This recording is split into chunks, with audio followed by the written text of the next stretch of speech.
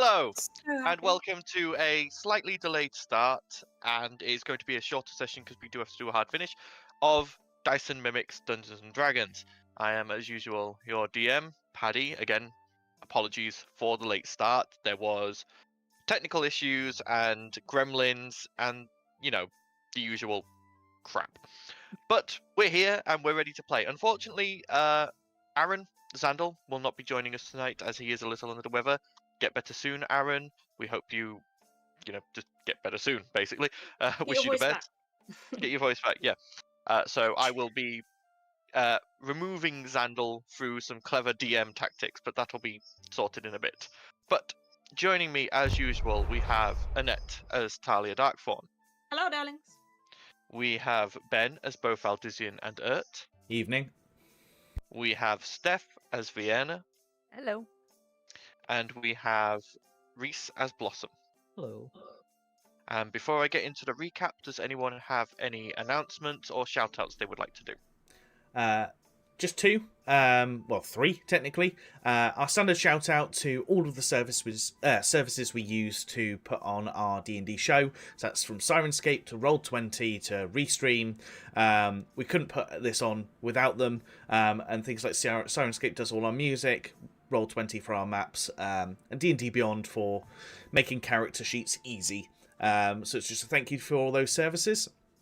And a quick reminder that if you go to Tabletop Dominion and use code Dyson Mimics at checkout, you can get a lovely discount on some clicky clacks or dice vaults and things like that. But also a very quick plea from us at Dyson Mimics. We are currently restreaming or streaming on both Twitch and YouTube, but there is potentially in the future a time where YouTube is going to be the only place that we stream, depending on what happens with the world of Twitch. So can I beg, please, if you've got the chance to go over to Dyson Mimics on YouTube and give us a subscribe. You can also see all of our back episodes on there as well, and check out a load of shorts. So, plea from us. Go and subscribe to Dyson Mimics on YouTube. That's pretty much it. Over to you, Paddy. Okay. So, to pick up where we left off last session, the party had arrived into Reforp itself, had been smuggled in by a member of the cult of Trifarian, present in the city, Ramask. He had provided you with slave robes and had got you into the city proper by pretending that he had hired you to carry some ale for him. Or some wine. I can't remember exactly which was, but it was barrels of some kind of beverage. He then had you bring those to the Wings of Freedom, and then effectively left you. He left you with a note with directions how to get into the lower city, but other than that, that was pretty much the limit of what he could do. The party decided to split to make sure that they weren't too obvious in their movements. One of those parties was successful, the other one got caught on the way and ended up with a small interaction with the guards, resulting in a gut punch and vomiting for Talia. But with some clever performance and deception, she was able to persuade the guard that they were meant to be there and they were allowed to go on their way. Entering into the lower city, the party began their investigation, moving through this dark and dingy cavern-like town, moving through the streets and eventually finding their way to the Raven's Nook, the Temple of the Raven Queen in the lower city. There, Talia had an audience with the Black Mother of this temple, who then pointed them in the correct direction of their goal. They then found this hidden camp of Trifarian through one of the walls in the side of the cave, and were greeted by the leader of the resistance movement, Giffer.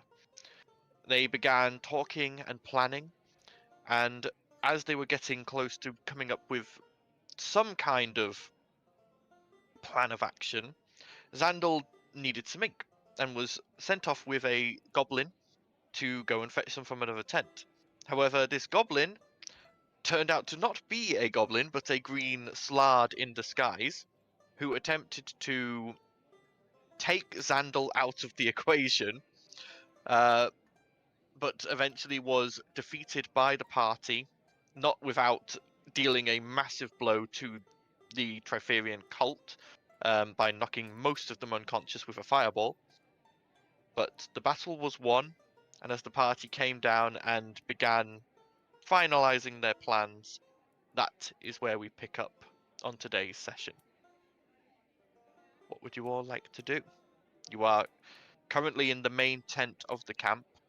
It's underground, isn't it? It is, yes. Yeah. I think we'd kind of come up with a plan, which was we were going to split the party, and I think Ert and Vienna were going to go off and do something, and then we were going to work out do some more reconnaissance in the city. I think that's vaguely. So I think we were looking when we left off. I believe this is actually all from memory, which I'm impressed with myself because I'm usually crap at remembering anything. But I believe there was a secret tunnel that we were going to be led to that takes us outside of the palace, and then I was going to get back into Drow, have Ert disguised as a Drow, and I was going to come back in the proper way with my papers. So yeah, it so looks like I've not come straight into the city. Yeah, Giffer had told you that they do have a secret passage that would lead you out of the city. They don't want to use it too much because obviously it would give away the position of the tunnel, so they hadn't told any of the other members of the cult yet. No. But she was willing to let you use it for this, so you could get out of the city and then re-enter with your diplomatic papers and announce yourself to the rest of the Drow in the city. Yes. Yeah. The others, I believe, you had decided on. There was a couple of different places you had decided you may want to look into. There was the warehouse where the goods were being distributed from, Worthington's estate, and effectively the Archdeacon, but whether that would be his home or the Cathedral of Light, that would be down to you guys. I think from our standpoint, if we can get into Worthington's manor whilst he's still away and investigate, that's probably better than trying to do it whilst he's here. It's getting in there without being seen.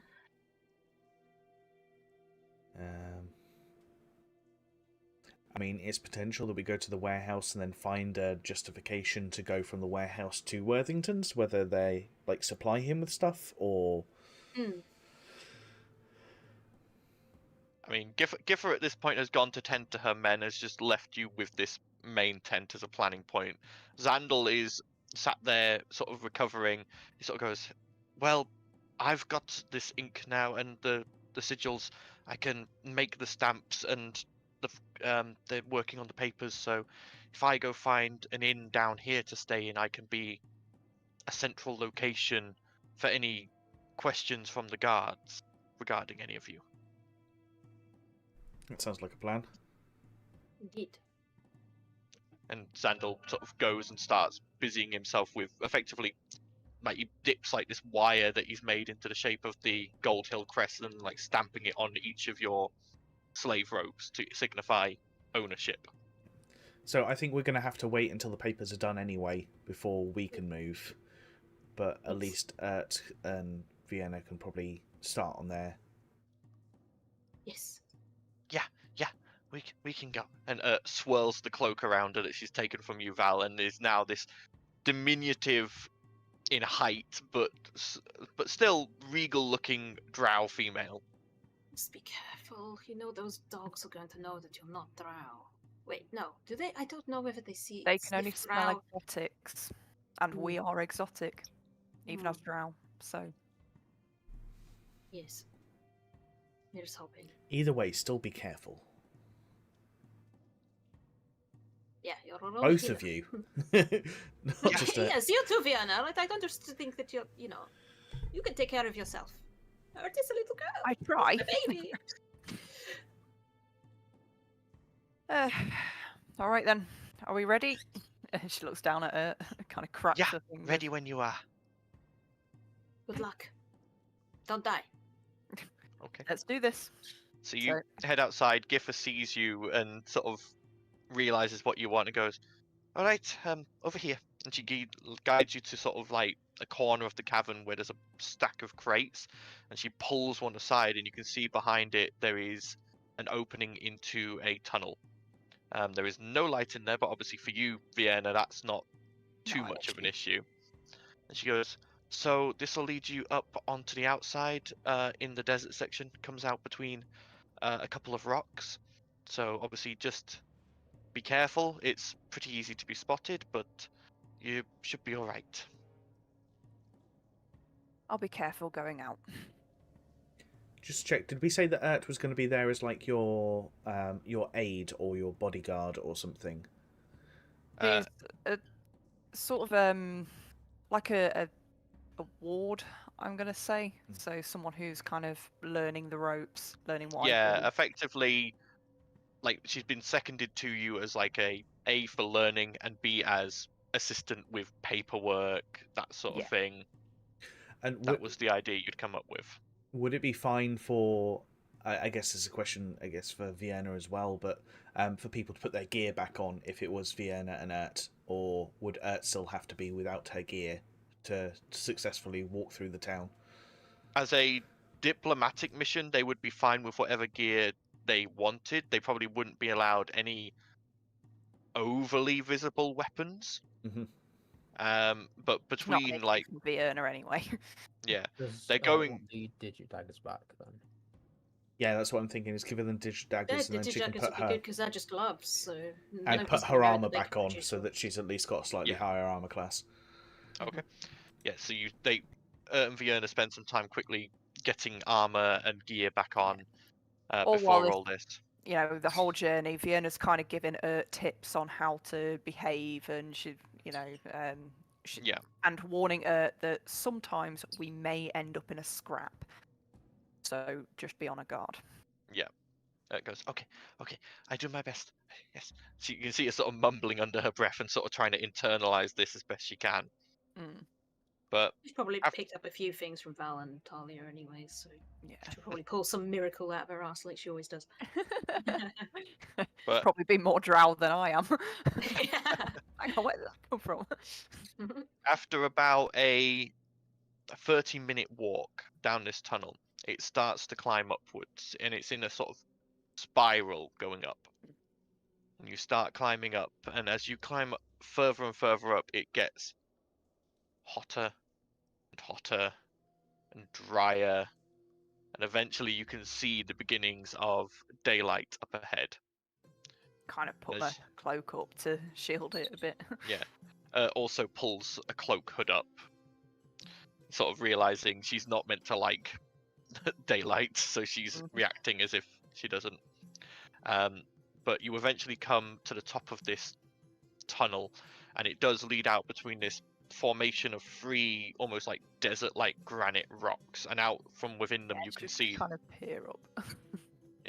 out from within, from the opening that you can see out of, you can just see out across just this desert expanse leading out ahead of you. You can just see in the distance what looks like a road, and there are figures moving along it, and you assume that that is the eastern road out of Reforp, going through the desert of Rust, the Pilgrim's Path as it is called.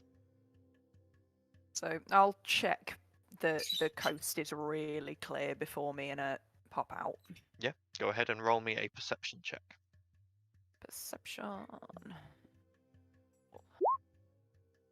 Haha. Hey, Nice. first roll of the Fact- night. Let's First go. roll of the night. This I'm if nervous this now Oh, because please let this be an I'm indicator of gonna what be this day is going to be Well, like. to say, if this sets a trend, Yeah, my day's not that's gonna a go well. trend. it's either that or it's going to balance out with nat ones later. Oh, it's going to on, be I in that don't- one. Yeah, Yeah.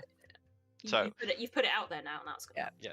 glancing around, you don't see any guards or any people who would be like looking in this direction. And as you sort of move out a bit, you can see a little to the north of you the city walls.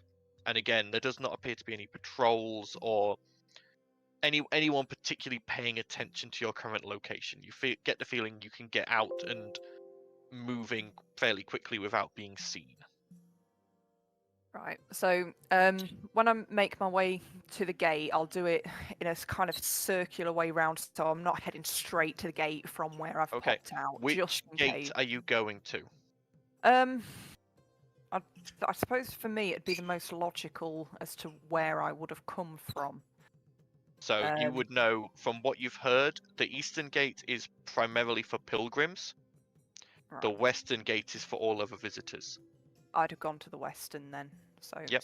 yeah. So scurrying west through the desert, you eventually come to the shimmering wall of the Gleaming.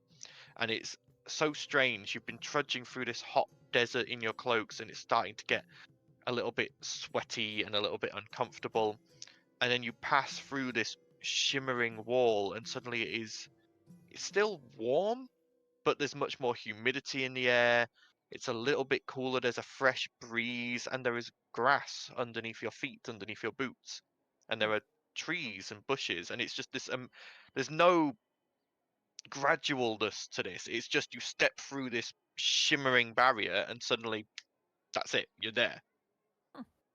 It's almost jarring in how quickly the landscape changes. But you make your way, and you sort of go a bit further. You go sort of like through those woods that you had encountered where Notchgrin's sanctuary is. You sort of deviate through them a bit and then head north and hit that road that you had initially been going down and gone off from to go and hide in that hamlet. But you now join the road proper and begin heading along it to this shining beacon of a city ahead of you. As you approach, I have lost my map. There it is. It's underneath the book. Haha. As you approach the city from this western direction, you can see that the road you're on forks ahead of you. And you can see that at the fork there is a contingent of guards stood there of the Radiant Templar, resplendent in their golden armor, just sort of like, and as people approach, they're sort of like stopping them, talking to them, and there is a bit of a queue forming. I'll stand, wait my turn, Okay. but looking very Eventually, impatient at the same time. eventually your turn does come, and one of the Radiant Templar, a woman, quite tall, probably just a little over 6 feet, very muscular, she sort of steps forward and goes, "Resident or visitor? Although I don't think I have to ask." She sort of looks like, notices your skin color and your hair, and just sort of gives a little bit of a sneer. Visitor, "Reason for visit?" I'm here to see Sargast. "Sargast Hylim. That's the one. Any papers?" She pulls out her diplomatic papers. She takes them and just sort of like leafs through them. "Very well, please take the southern path to the visitor's gate. Please present your papers upon arrival." Oh, the northern path, sorry. That's my bad. The northern path. "And present your papers upon arrival at the gates. You will then be shown to the visitors' district, where you may wait until a escort or Sargast himself comes to pick you up. Enjoy your stay." You can see, like, she doesn't want to be saying this. She's very begrudging about this, but she sort of hands you back your papers and indicates to the northern fork. And we just carry on walking. I don't even thank her, I just walk past her. Sort of like strolls past and sort of just like gives a little and just keeps walking. So proud. He's such a good girl. Bless him. About So, 20 I will minutes. follow that instruction. So, About 20 minutes walk along this path, and you can see that you're getting closer and closer to the walls, and eventually you do come up to this gate where there is a even heavier guard presence here. And you can see that a lot of other people who are coming to this gate look to be traders, farmers, and just visitors in general, people who are not regular to the city.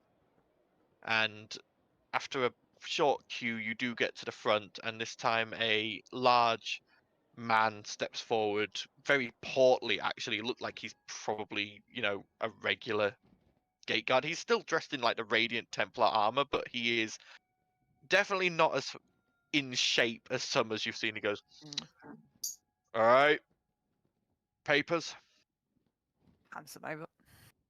Takes them, just sort of, you can see he's like, before you arrived, he looked like he was eating something, and he's like smudging grease onto the papers as he leaves through them off of his thumb and goes, all right, oi, Bobby, get over here. And you watch as a small, wiry lad in Radiant Templar armor comes jogging over. Yeah, escort these ones to the visitors district, and then send a runner to those blackskins down below. No offense meant, of course, ma'am. It should have gives him a glare. But Oh just- my god, this guy is a piece of crap. Mm. He just goes, enjoy your stay. Who's next? And just sort of like, it just completely blanks you now as Bobby goes, follow me, please, and starts like guiding you in. Following him along. Just Fol- doing procedure at the moment. He takes you in, and immediately, as you go through the gates, he immediately turns to the left and starts walking along the wall, along a well-trodden road. And you can see, again, most of the people on this particular stretch are these traders, these caravans, and they all have at least one Radiant Templar escort. And you can see, like, as you're walking along this road, you can see to your right the bustling streets further along. But there does not appear to be any citizens on this particular stretch of road. Like, there's not even any houses that front onto this. There's the backs of buildings, but no fronts. Like, it's been designed specifically so that visitors to the city are funneled in and then straight to the visitors district. They don't get to interact with the rest of the city. And you can see, like, there are a couple of alleyways and gaps between the houses where you can see through to the other streets, but you can see stationed in each of them there is Radiant Templar. They are stood there just sort of like watching this procession of people moving along, and it's obviously there to prevent anyone from slipping their guide and going into the city without an escort. But Bobby brings you to the same set of gates that you had earlier on this very day, left through in slave garb, and he, not even bothering with the guards on the gate as you are entering, he just guides you in, and once inside he goes, okay, there's a couple of shops here, a market, there's a fairly nice tavern, I believe. I think it's what was the name? Sorry, I don't come here very often. What was the name? And you see him sort of racking his brain. Oh, the Sunset Siesta. That's the one, run by Greta. If you want to go and wait there, then after that we can send your escort there to take you once we've contacted Sargast. Is that all right? It'll do. All right, I'll go get that message dispatched now. Enjoy your time here. And he walks off back through the gates, leaving you in this district that feels like it's its own sort of inclusive town. Yeah. You can see there's everything here that a visitor would need. There is market, there is a tavern, there is what looks like a public baths, there is like houses that are rentable. You can see like some of the traders are setting up in here, but no one is being allowed to leave back out into the main city without. You can see like occasionally like a priest in like these resplendent golden robes come in and walk up to someone, talk to them, and then guide them out into the main city proper. But no one's leaving without one of them or without members of the guard, without a Radiant Templar with them. Okay. Looks like we're waiting for our guide. Yeah, shall we go see Greta? Let's. Okay. And you make your way back through the streets of this small town, back to the Sunset Siesta. This you didn't really get to see it before because you were carrying the heavy barrels and you were in the slave garb as you walked out, so you didn't, and also you like were keeping your eyes to the ground, so you didn't get to see it. But the Sunset Siesta is actually quite a nice looking place. It's very much, think sort of like a Greek taverna style of thing. There's a lot of open, wide windows, pillars, like a nice terracotta tiled roof. There's vines and urns, and there is this large like patio area. But you sort of walk in, and inside it is like white walls done to try, and it's all open, tried to keep it as cool as possible. And you see stood behind the bar, just cleaning a tankard, Greta Hurlbarrel, who you had met earlier. And she looks up and goes, "Ah!" She sort of looks at you, Vienna, and then looks at now this other Drow compatriot, and you can see the visible confusion sort of go across her face for a moment, and then she sort of steals her features and goes, "Welcome, welcome. Please come in. Can I get you anything to drink, anything to eat? Are you needing a place to stay?" We're just waiting temporarily for now for a guide. I may take a drink while I wait.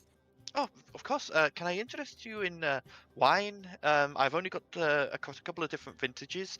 I've only got the one ale on tap, or I've got a couple of spirits, if possible. A small wine will do for me, and for my assistant here. Very well. And she reaches under the bar, pulls out what looks like a nice bottle. It's a red glass, and she pulls out the cork and pours out two. She go, "Oh, sorry, white or red?" Red. Red. Good choice. And she she uncorks it, and she pours out two small glasses of this very refined looking, very clarified red wine. She places them in front of you and goes, "That'll be a silver piece in total, please." Yep, I hand over a silver piece. She takes it and goes, "Thank you very much. Enjoy. If you need anything else, just call." And she moves across, and you can see that she's gone across to what looks to be a dwarven trader who's just arrived and is talking with him now. So, yep. Me and will just kind of like huddle while Yep. waiting. As you sit and wait, you sip at the wine, and it is a pleasantly, it's like a spicy, fruity flavour to the wine. It's just got hints of spice laced through it. It's quite pleasant. You can tell it's probably not the best vintage, but it's still very good, especially compared to some of the stuff you've drunk at other taverns and inns in your travels. Yep. You're waiting about an hour and a half, and then eventually a dark cloaked figure steps through the doorway, flanked by two radiant Templar.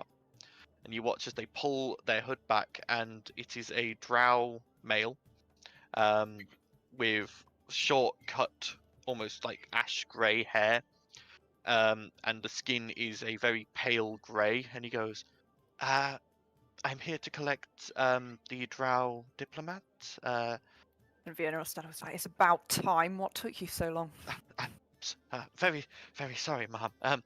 Sargast wanted to make sure that the market was ready for any form of inspection.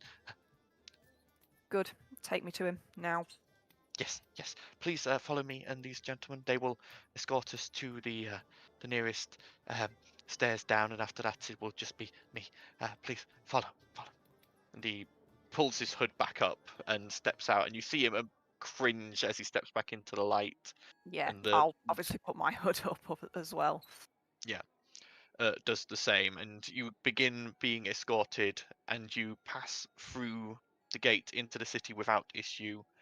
But instead of going far, you are taken to the nearest set of stairs by the Templar, who then sort of stand on either set as they watch this drow who like looks he looks like he's having a a bit of a dilemma because he's meant to be your guide, but everything in his like training and upbringing is telling him the ladies go first.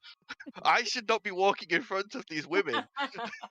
So he's sort of like hopping from one foot to the other and going, if you just go down the stairs, and then once we reach the bottom, I will Okay, tell us where to go next. Yes, yes, that will work.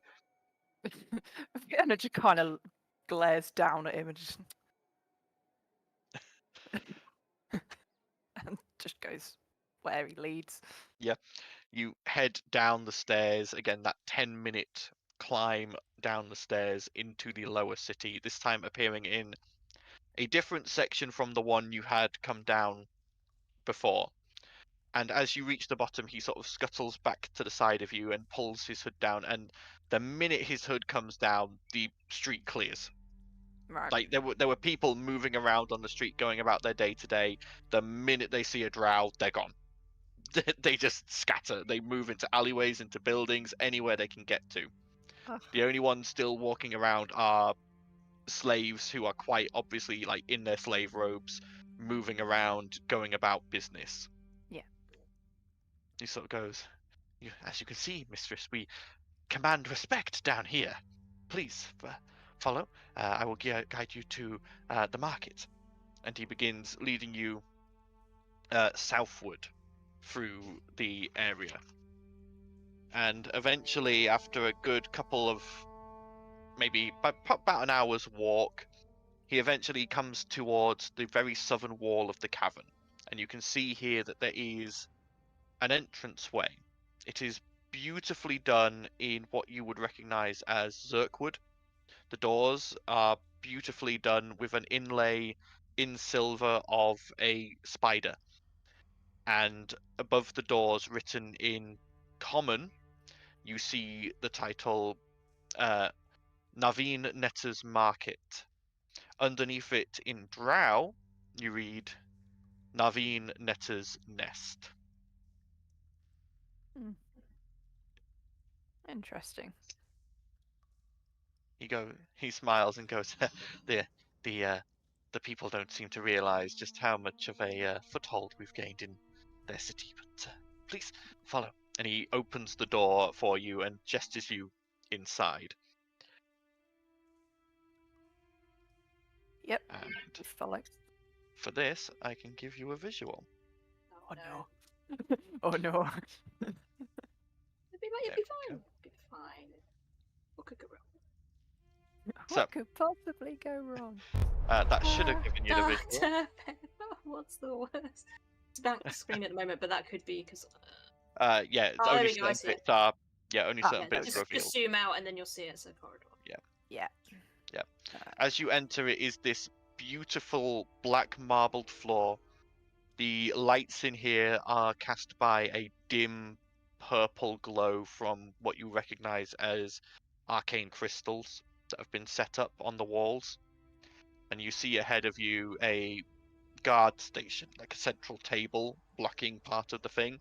And behind it are two female drow in a smart uniform, but you can see that it is still functional. Like they've got the symbol of Naveen on a breast pocket. They're wearing, and it's made out of a nice tough leather, and you can see that they have weapons at the ready, but not threateningly displayed. And as you approach, they sort of just bow and go, "Welcome, mistress. Lord Sargast is currently preparing for your inspection. We did not get a name as to who was visiting. Who should we say is here?" I am Vienna Hylam. The minute you drop that name, they both stiffen even more, and like the bow that was Name drop. cordial deepens even further to properly Bow, bitch. reverence. It's like, oh crap, oh crap. They go, and one of them nudges the other and goes, "Go!" And the other one scuttles off, and the other one straightens up and goes, "Until Lord Sargast is ready, is there anything you'd particularly like to view that I could potentially show you?" I don't even know where to start. How about walk and talk with me? Because this has come as a surprise.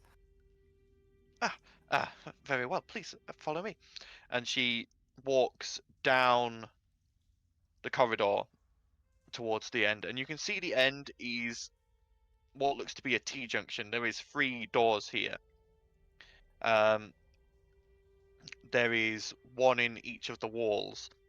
The southernmost door looks heavy and functional. The one to the what would be the for you now the left of you, which is the one that you saw that other drow scurry off through, looks pleasant, but again, fairly functional. The one on your right, however, on this side, is beautifully ornate. It is again done in nice zirkwood with gold inlays, and it has this beautiful carpet that you've been walking down leading into it.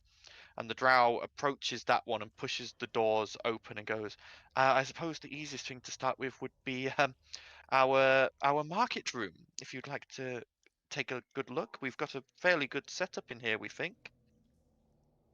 And she walks in, guiding you into this large open space with a number of plush chairs. You can see that there is small side tables. Like there an is auction room. yeah, very much so, but done very tastefully to a drow standard. And there is this same purple glow in here, but you can see that there is a chandelier above that has candles in that looks like it can be lit for when regular people are here and want to be able to see without just dim light. And this is the thing, is having slight issues in here, as though there is this low purple light everywhere, it's designed for drow. For drow, this is, for your vision, this is the same as daytime for humans and people without dark vision. For anyone else, this is very dim light. So as Urt's next to me, I actually kind of not hold him, but I've kind of got between my fingers, I've got a section of her clothing, so I can kind of tug her along. Yeah, so she's not. It's not that she can't see where she's going, but she's not going to be able to pick out detail in the same level you are. Yeah. I'm just going to act as a guide a little bit, just in case she's struggling. But as you sort of look around in here, you do see that there is stationed in both the back corners. Again, in this case, it is a male and a female drow, just stood in the back corners at attention, and you get the feeling that's probably their job. They are the guards of this room. You can see on the stage itself, the stage is slightly raised up by about 5 feet from the ground. There is no path up from where you are currently sat. And on it there is a main sort of like lectern counter, and behind that there is just a number of chains attached to the wall. And the guide goes, in here we court the nobles of the city above. They come here and spend their money on alcohol, drugs, whatever we can provide them for their entertainment. And obviously we display our latest catch upon the stage, and they bid. Sargas normally does the auctioneering himself, and he's very good at getting the best amount of coin that he can out of each and every noble for each specific specimen. And he's very good at showmanship, making sure that the nobles are pleased and see that their product is of the best possible quality. Do they just turn up, or I'm assuming they showcase times for these? Oh yes, we have scheduled auctions. Sometimes it'll be regular, depending on the amount of stock we have, or if we are particularly high on stock at the time, then the auction is held at a special rate. There is a flat entry fee on the door as well, to make sure that anyone coming in has the coin to spend, rather than just coming in and browsing for fun. Interesting. Obviously, the entrance for the product is on the side of the stage there, and she points and you see that there is this barred metal door on the southern end of the stage. She goes, that's where we bring the product from the holding areas. This way it means that they cannot escape easily, and also that when someone has purchased something we can then return it, and they pick it up in that main hallway we just came from. I sat here with a notebook taking notes, but I can imagine Vienna's actually kind of like interesting. Okay. When Would was you he like- going to tell Naveen about this? I'm waiting for Sargas for that one. It's at this point the other drow from the front desk comes running back and goes, Lord Sargast is ready to receive you now, Lady Vienna. Very good. And she'll go off. Okay. She'll kind of nod to the other drow who'd kind of shown me around. She's like, Yeah. That other drow does fall in behind you. They're not leaving you on your own. They are escorting you. Yeah.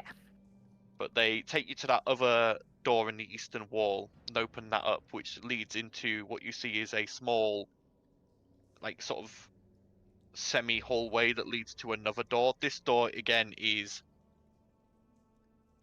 fairly functional, but has a lot more in the way of iconography on it. And you can see that there is the Narveen symbol on one of the doors, and on the other is the symbol of Lolth. And they open this one up into a selection of hallways and openings.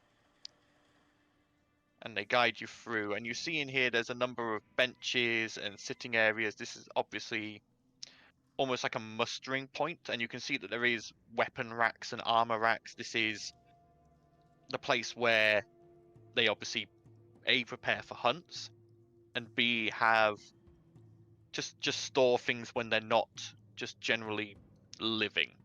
yeah. And your guides guide you around, and you can see again there are more drow here just sort of like sat watching you as you go past.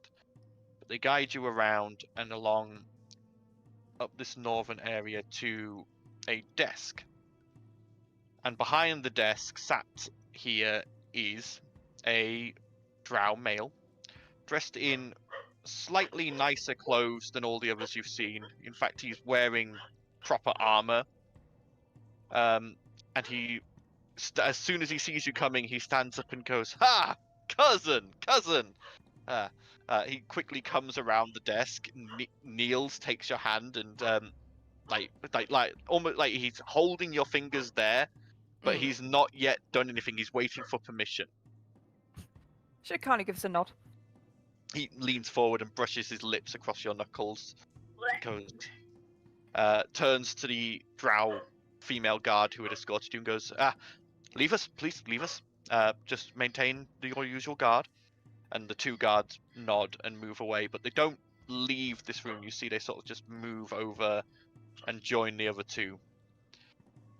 Sargast moves back around behind the desk, and you see this desk is covered in ledgers and pouches of gold and silver, some platinum. There is a set of scales, and there's quills and ink, and he goes, welcome, cousin. I was not expecting you. How can this humble one help? Hey, you should say that, actually. 10 years, has it been? Oh, I don't keep track. I've been so busy. 10 years. We did not know. For someone who actually seems to be very proud of where he comes from, even naming his business. She's pacing up and down his desk at the moment. Yeah, Someone who seems to pressure on use Naveen. And yet, we haven't heard or even got any coin out of you. Well, you see, obviously, Reforp is not near any of the normal entrances to the Underdark, and so I've been saving up Naveen's share for the next time that an auditor maybe came to check, or the next time we found any of my people who wish to return back to the home city. Unfortunately, neither of those has so far happened yet, unfortunately. Alright. Perhaps you can amuse me. And with that, it's like, I have quite some questions. Oh, Just by like- all means, I am an open book. No, you're not. You know me well, cousin, but still, I am willing to talk. Why here?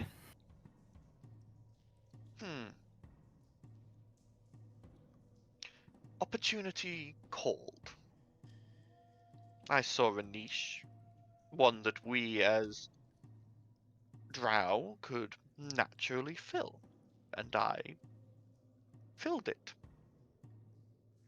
These people had a slave culture, but their only real form of market was their Templar catching people and assigning them. It was crude and rough at best, and I thought I'd lend my expertise.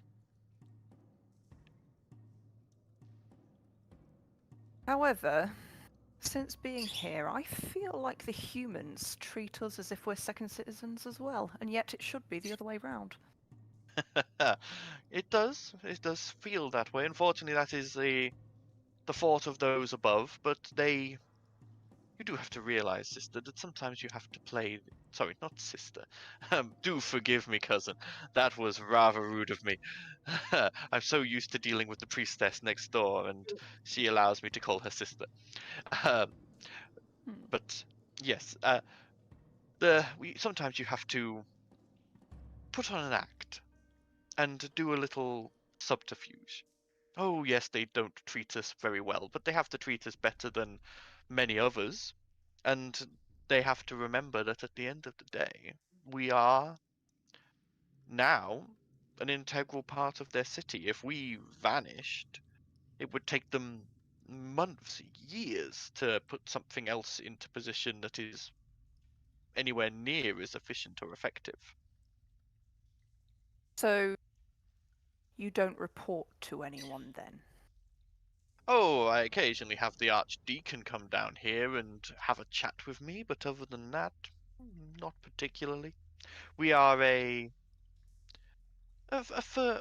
independent party that is integral to the workings of the city. We have carved out a niche, and as you possibly saw as you went through the lower city, there our respect is well earned.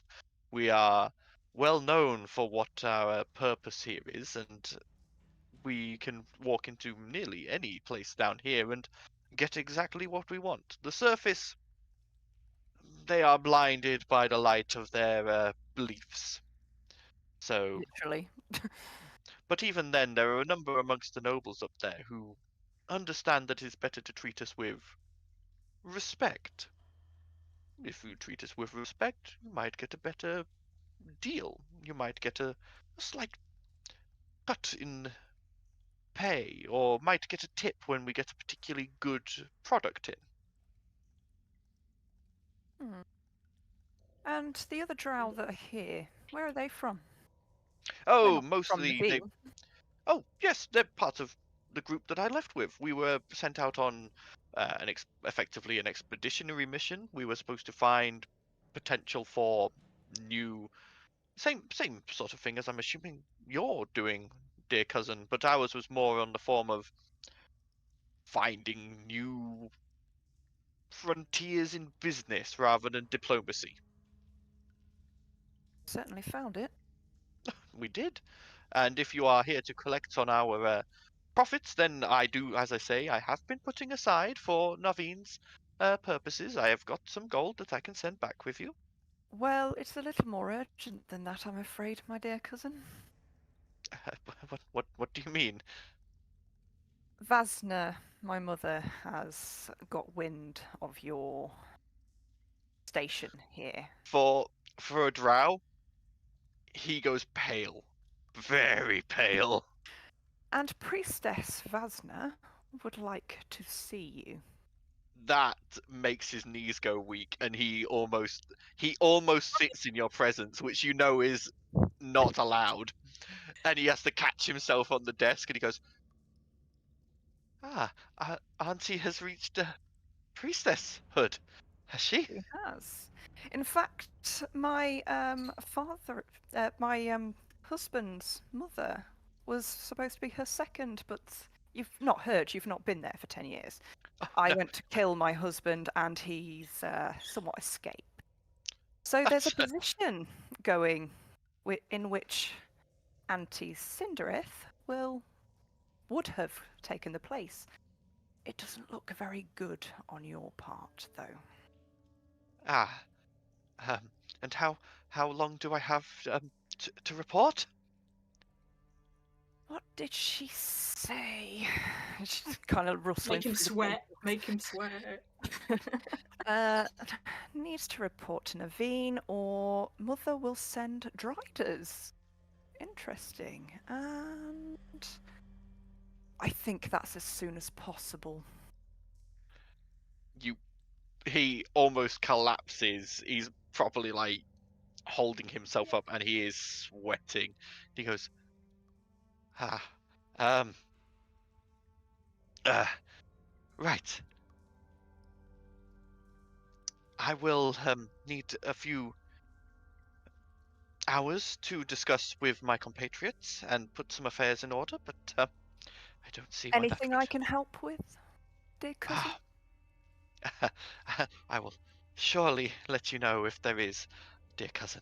But in the meantime, please enjoy our hospitality. The temple is just through the door, just a little bit south of here. Just he sort of indicates to it, and you can see that there is this beautifully wrought door made out of what looks to be ivory, with these like beautiful marble inlays making the spider symbol of Lolth. The temple is there if you wish to make any of worship. Otherwise, if you go to the south from here, there is a door and a corridor that leads to our living areas where you can get food, rest, or drink of any kind. Obviously, So I'd like to meet more of your people here a bit better while I'm here. of course, please. Of course, it'd look favourable if I approve of it or not, so... Yes, please do. I will quickly begin putting affairs in order, if that is all right by you, Lady Vienna. You can stop demanding the females about for a start. They are of a lower caste than me. It is allowable. I do not order around the elite warriors who are of the same station as myself, Good. or the priestess. I'll go meet the priestess. And it's at this point, I think we will swap back to the other group. So, swapping back to the other group, what will you have all been doing during this time? Hiding in the basement, because otherwise we would have been in the tavern that she just walked in, and that would have been bad. So I guess think- we're back in the little hidey hole on the bottom, aren't we? Because we haven't gone anywhere yet. I thought we were You still guys, at the camp. you guys are Did we still go in the there? camp. You guys haven't gone Oh, we're anywhere still in yet. the camp? Oh, Yeah. fuck. Vienna's that whole bit with Vienna's took about 6-7 hours. That's plenty of time for you guys to have gotten. Giffer, after about an hour, comes in with the ownership paperwork for Xandal, and Xandal sort of goes, right. Giffer's going to take me to an inn down here, where I can go and be your owner. What was the name of the place again, Giffer? It's called the Gloomstalker Inn. It's not the most reputable of places, but it's better than nowhere. And he can have a room there, and then that'll be where you can send any guards who have any questions for you. We'll escort him there, and you can go and, with your newly stamped gear there, you can begin moving around the city a bit more easily. By the way, each of you has also had on your wrist stamped with this symbol of the Gold Hills as well. Yep. It's not a brand, but it's like almost like a tattoo, temporary tattoo. And Oh. I'd have gone full hog. So I think we're going to go and check out the warehouse. I can't exactly remember what the warehouse was, though. Was it? The warehouse is it's in the warehouse district. It's That we were gonna It- figure out where they were getting their resources from, why they've Yeah, become so powerful. Yeah. yeah, it's where they distribute all their goods from. So we could feign a investigation mission from Xandal, Or to collect some resources for our master. or to find out where he can get resources new to town. Doesn't I mean, that'll get you into the warehouse district. I don't know if it'll get you into that warehouse, but that'll be down to you once you get there. give it a go, I guess. Unless anybody's got any other ideas.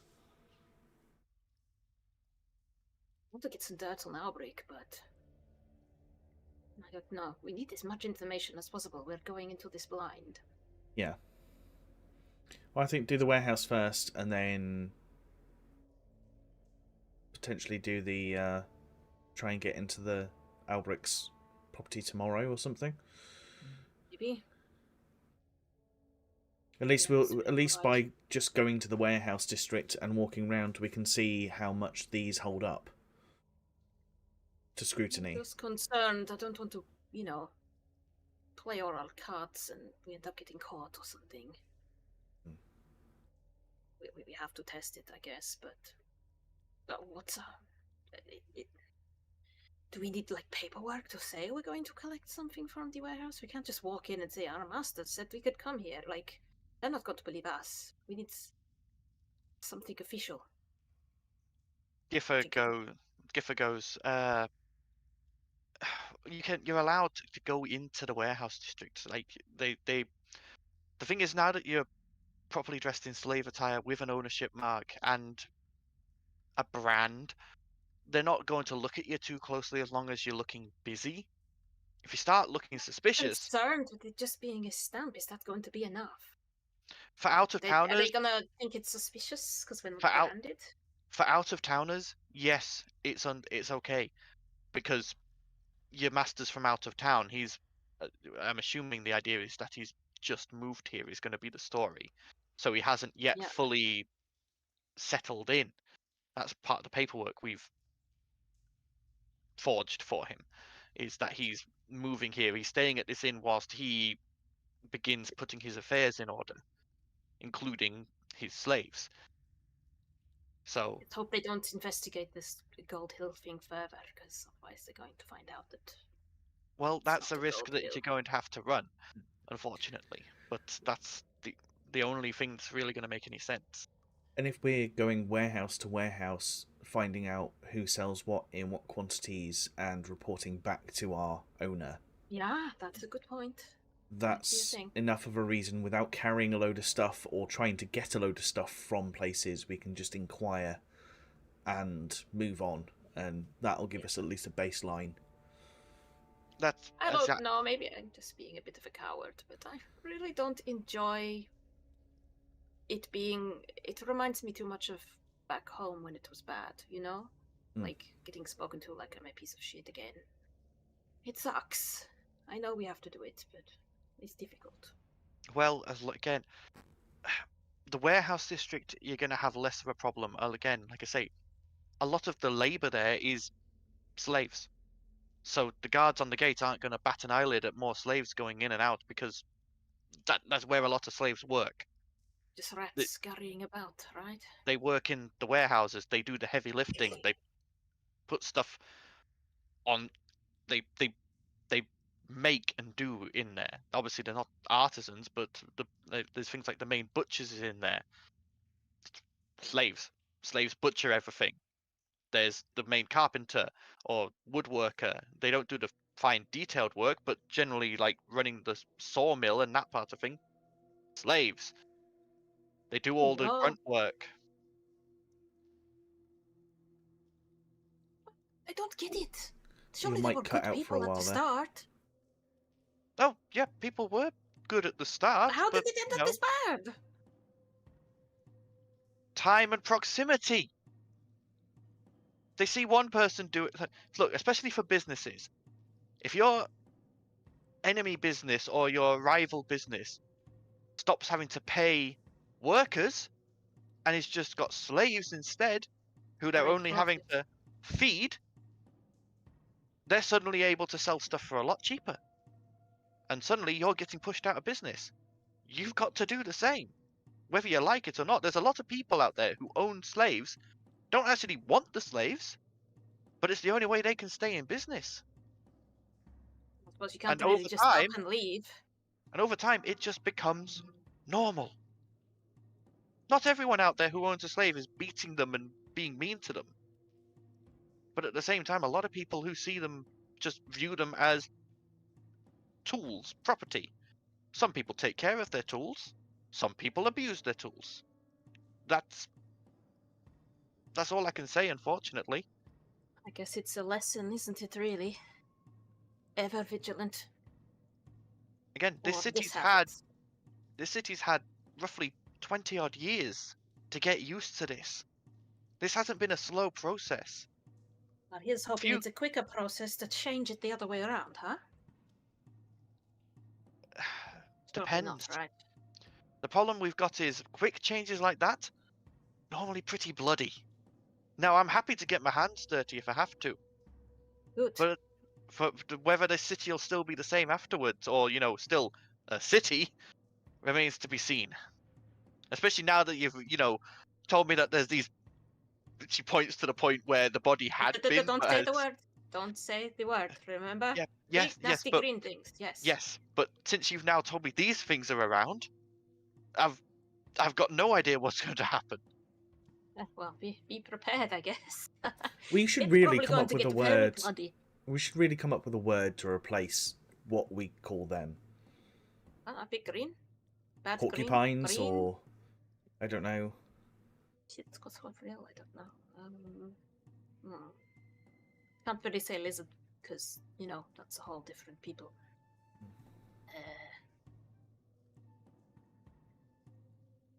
Envy? Why don't we just call them envy? Green envy. Yeah? Envy? Or chaos. Chaos is coming. I think that might be a bit too on the head. Anyway, we'll brainstorm this later. We're Yeah. burning but we sunlight should at the do moment, something. so we should probably get to the... Don't want Fiona doing all the work, right? Yeah, I hope she's having more fun than we are. Alright, Battletoads well, or something. Absolutely. My My She's not boys- there, I know. my men have already escorted your halfling friend to his lodgings, so Right. you can always come Best back get here to if you need to for rest. But obviously, try not to lead any guards here if you can. Okay. Wait, so where is he? Where is Sandals? We need to know how to get there because we're probably going He's to in have the to keep going Gloomstalker backwards and Inn. forwards to report to him. Yeah. He's in the Gloomstalker Inn. Right. It's Okay. basically the main tavern down here. It's not hard to find. Okay. All right. Blossom, So, you ready? warehouse? Awesome. Yeah. Stop staring at that light ball. Come on, get distracted. I just imagine he's just like looking at dust mote just floating around. Or playing with a ball of yarn in the corner, just... Okay. Oh, You are escorted back down the tunnel that you had come in through, and you can see that there are a couple of people here who are beginning to shore up this tunnel because, as you remember in your previous fight, it had gotten slightly damaged during the fight, but they have begun shoring up. But you can see that their knowledge is rudimentary at best. They're not tunnelers or builders by trade. This is a stopgap measure at best. probably will be like, you might want to put a strut there. More support. Believe me, I What? built underground tunnels before. Yeah. See, you put it there, it's gives structural It's- weakness. But there, It's an orc you're currently looking at, and he's got like Yeah. one milky eye, like a scar through it, and maybe like get one of his someone with tusks two eyes. missing. No offense. work. Snub. Work. Zuzu. No, I am not doing that. Need more Over. gold. You are escorted back down the tunnel to where this illusory wall is, and the guard there sort of holds up a hand and goes, "Wait. All right, clear. You can go." Well, right. Let's go. And you pass through the illusion. Now, again, I'm assuming back into your slave gear except for your hoods because you are below ground. Have Yes. you ditched your weapons, or are you? What exactly is happening? I weapon-wise? think Eben shot and that lot is still with Blossom. He stored everything back in the sleeves. I have a dagger hidden on me. Ebon's shot wouldn't have so- fit in the sleeves. Yeah, I've Oh got no, the- Eben shot's in the book. Sorry. No, shit. I thought the Where's Zandal Ebon's had Ebon's shot. Oh no, did Zandal I has give it it in to his bag of Sandal? holding. Yeah, in his bag of holding. Yeah. My lightning rapier. Yeah, I've got both rapiers. You've got that. My lightning rapier in your sleeves. Because that did Yep. fit, didn't it? Yeah. But Val, I I've think kept the van again, braces. I got nothing, I've and still I've got given my the gloves magic. back, so I am fisticuff boy. And my cowl is hidden amongst my normal hood, so it's down at the moment. Not okay, that I can remove that anyway. So all right. So you guys begin moving your way through the lower city. Giffer had told you that the warehouse district is on the western side of the city, of the upper city. It's basically between the two gates that enter in from the western side. So you know vaguely where you're headed. Are you guys aiming for the first staircase up, or are you going to try and cross as far through the lower city as you can first? I'd imagine probably trying to go through the lower city as Yeah. far as possible. Okay, so Makes go sense. ahead and make me a survival check, please. Anyone do who it? wants to. Anyone who wants to. You can all make one, or just do it. Why not? Oh, 8. I am not in my element apparently. Oh, here We're comes the fucked. balance. We're Right. fucked. We are fucked. Weaving your way through these tightly packed wood and thatched roofed houses, you very quickly get lost. Ah, fuck. You can every now and then you come out onto a main street and you can look to like this main central glowing pillar of the sun's warmth, and you can sort of use that to slightly reorient yourselves, but every time you dive back into these alleyways and try to move through them a bit further, you just don't seem to be getting anywhere. These goddamn fixed camera angles. You just can't see where you're like in a video game where you're trying to figure out where you're going. And the camera's just like, no, you can't see where you're going. We need to reorientate ourselves. We're never going to get out of here. Are there any other slaves on the street, or There's plenty of other people on the street and moving around, yeah. any on their own, or are they all in groups? Make a perception check. Okay. 22. 22. I bet you wish that had been your survival check. Yeah. Yep. Glancing around, most of the slaves seem to be moving in groups or busy with something for the few who are on their own. You do see two lone figures. You see one that is dressed in full slave garb, and is just sort of like stumbling along and just looks a bit like delirious. Maybe As lost as us. just had a recent beating. They're just like stumbling from person to person and just like occasionally bouncing off them. And then the other person that you see is this one is not dressed in slave garb. It looks like a regular person, but they look a bit weird. Their like face is blackened with soot, and their hair is slightly blown back. Why is that not moving?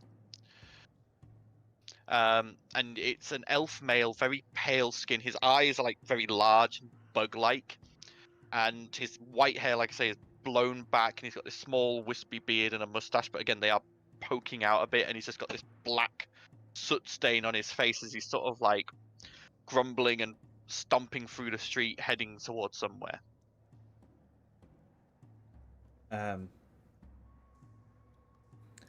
Should we ask for help?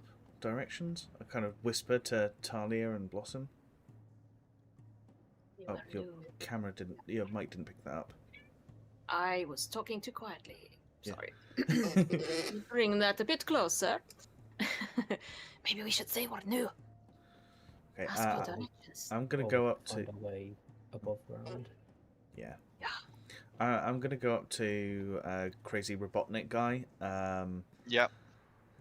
And just kind of give a bow, and just be like, "I'm sorry to. I apologize for disturbing you, sir." Who are you? You don't want to know about my powder, do you? No, no one can know about the powder. We're new here.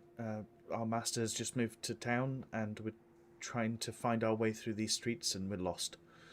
Is there any chance you can point us in the correct direction to get to the warehouse district? Warehouse district. Yes. Hey, he sort of turns and points, and you see his arms as like almost unnaturally long, and his fingers, like like one finger is missing the tip, and that's the one he uses, and he points at a certain set of stairs just a little ways off, and he goes, that set of stairs bring you up nearest to the warehouse district. Yeah, tell your Right, master. okay. Tell your master if he needs potions, come and see Ptolemy. Yes, Ptolemy, that's me. Ptolemy. Well, we'll do that. Great. And if my master needs powder? Yeah, what power? What do you know about the powder? Who told you about the powder? And he You did. proper You gets did. like proper up in your face, like one buggy eye looking You into yours. just did. You said powder. Like You said it about yourself. powder, and I did. yes. Yes. Did we? Yes. No. Maybe. Wait. Talia's just like backing up. She's like, this guy's crazy. If your master knows what powder is and he wants some powder, maybe he could come see me and we could have a good discourse. Been a while since I've had a good research conversation. Yes. Oh no, I need to go before they find me. Yes, before they find me. Fine. Have a nice day. Have a nice. And he just starts scuttling off down a side alley. I want to keep him. We can't adopt any more NPCs.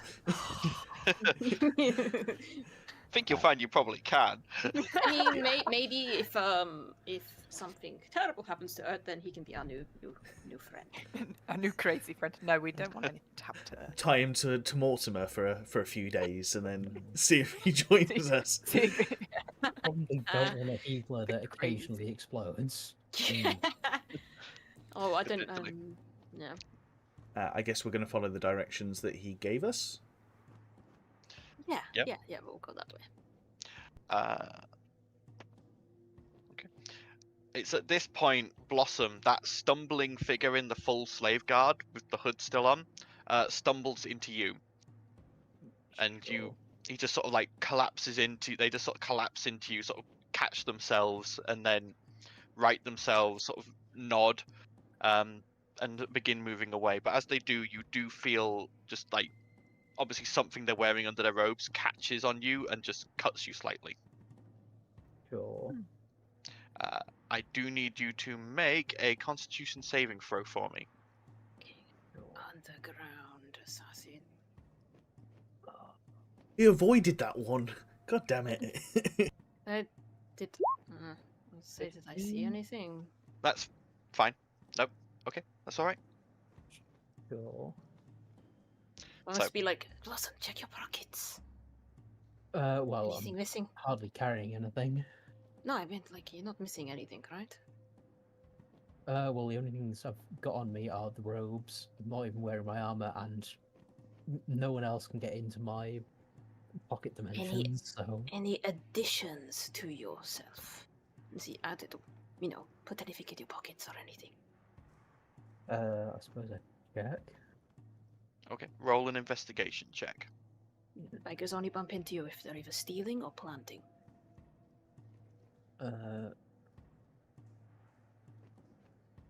Investigation. 25. 25. You pat yourself down and check yourself over. Nothing missing or added. The only thing is this small scratch, and it is barely a scratch. It's just like on the back of like what would be your hand or paw, whatever you want to call it for a tabaxi. Is it a scrape or a cut? It looks like a scrape. It's just this Sure. very gentle scrape, almost like he's wearing something sharp under his robes, and it just caught on you. Mm. It's okay? not- Doesn't- Just a scratch. Yeah, it doesn't hurt, and it's already almost stopped bleeding. Hmm. But you do things with blood. You know, you stab someone and then you know where they are. I Ah, can do some things, but I'm just so suspicious of everyone here. I think he might have been stabbed, poisoned, broken blade. Ah, well, let's keep our eyes out. We need to keep moving so we stop looking suspicious. Yeah, let's go. Be suspicious. Don't be suspicious. Okay. So you guys head to the staircase that you had been indicated towards. It's a good 10-15 minutes walk away, but you eventually reach it and you climb up, and as you're climbing you quickly replace your headgear, fully shrouding yourselves once more as you come out up back into this blinding sunlight of this city above. And you see you've come out, and directly ahead of you you see to your right a gate which a lot of caravans are coming through. To your left, a gate which a lot of people are coming through, and directly ahead of you, a gate which a lot of slaves are going back and forth through, and that has a lot of wagons with crates or people carrying what looks like cattle strung up on a pole between them, moving back and forth through. And you see through this gate is this large area full of workshops and warehouses. I will probably start moving towards that and assume that everybody's going to move with me. Yep. Okay, so you guys begin moving across, and you see there are Radiant Templar on this gate, but there are no Radiant Hounds here. There are no Hyperion Hounds. Sorry, that's the one. That's the word I was looking for. Hyperion. And it is just it's almost like a skeleton crew almost of Radiant Templar. They're very much just sort of like lounging against the gate, watching people walk through. I need you all to make a group performance check for me, please, just to see how well you blend in with everyone else. 14? Okay. Sort of moving, latching onto the end of a chain of other slaves, you pass through the gate, and you watch as some of the guards just sort of like look you over, but just their eyes just sort of gloss over you. You're not being suspicious or anything, so they just like watch you walk through the gate without issue. And you are now stood in this area full of what looks to be effectively most of the industrial part of this city. It's been separated out into this separate area, separate from the rest of the city as much as possible. You can see that this is effectively like the Grimhaven district for this city. It's a lot smaller than Grimhaven. Like, this city has a lot less in the way of industry. A lot of its actual economy comes from pilgrimage, religion, that sort of thing. So the industry here is nowhere near as big as Maham, which is effectively a trade center.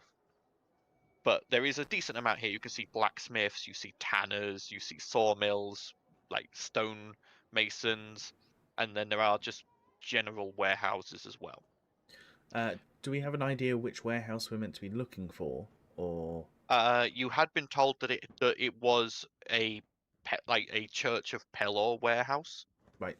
So you would assume it's probably labeled as such, and Okay. maybe under guard. Right. Can I do an investigation check to see if I spot it, or a perception check or something? Yeah, go ahead and roll. Well, if you're wanting to just try and spot it from where you stood, that's perception. If you're wanting to spend some time walking around the district, that's investigation. I mean, I'd imagine we were going to be walking around the district to not look suspicious, and rather than just standing in one spot trying to. Yeah. Yeah, go so ahead and roll investigation then. Oh, I'm terrible at investigation. My See what help. we can- Need it. Well, Okay. With an 18, it takes you about 15 minutes, but you do eventually find what looks to be fairly central. is this quite large warehouse. If you had to guess, you would probably say it is roughly 70 feet long by 50 feet-ish wide at a guess. And it looks to be, it's got the symbol of Pelor emblazoned on the doors, and you see that there is a pair of Radiant Templar stood outside of the front doorway, just sort of watching people pass. There does not appear to be anyone coming or going from it at this time, however. Okay. The other thing you do notice is there are Radiant Templars patrolling this district. Again, no Hyperion hounds here. But there is also, you see, like, a lot of businesses have effectively their own muscle. They have their own means of keeping their particular slaves in line.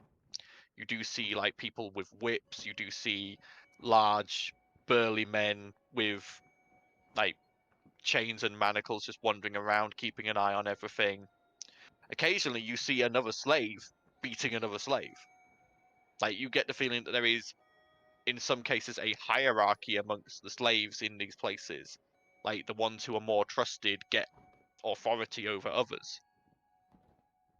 But you've, for now, found this warehouse.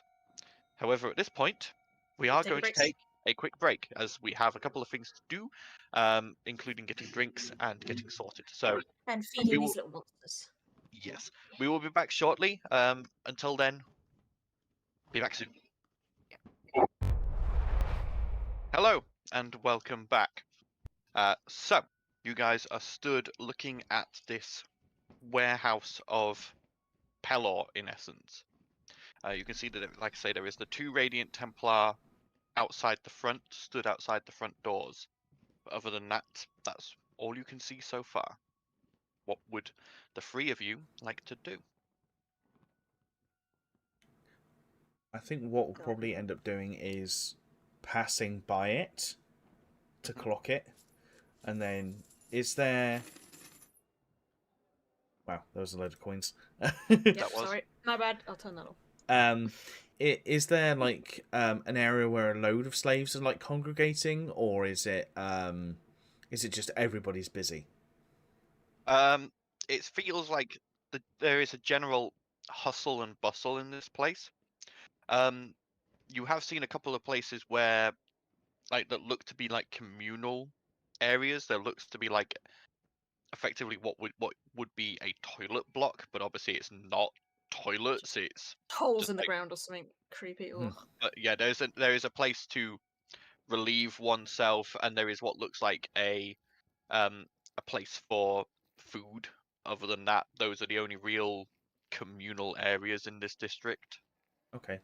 I guess, I mean, depending on what you guys want to do, probably head towards the communal area so we can sit down and chat.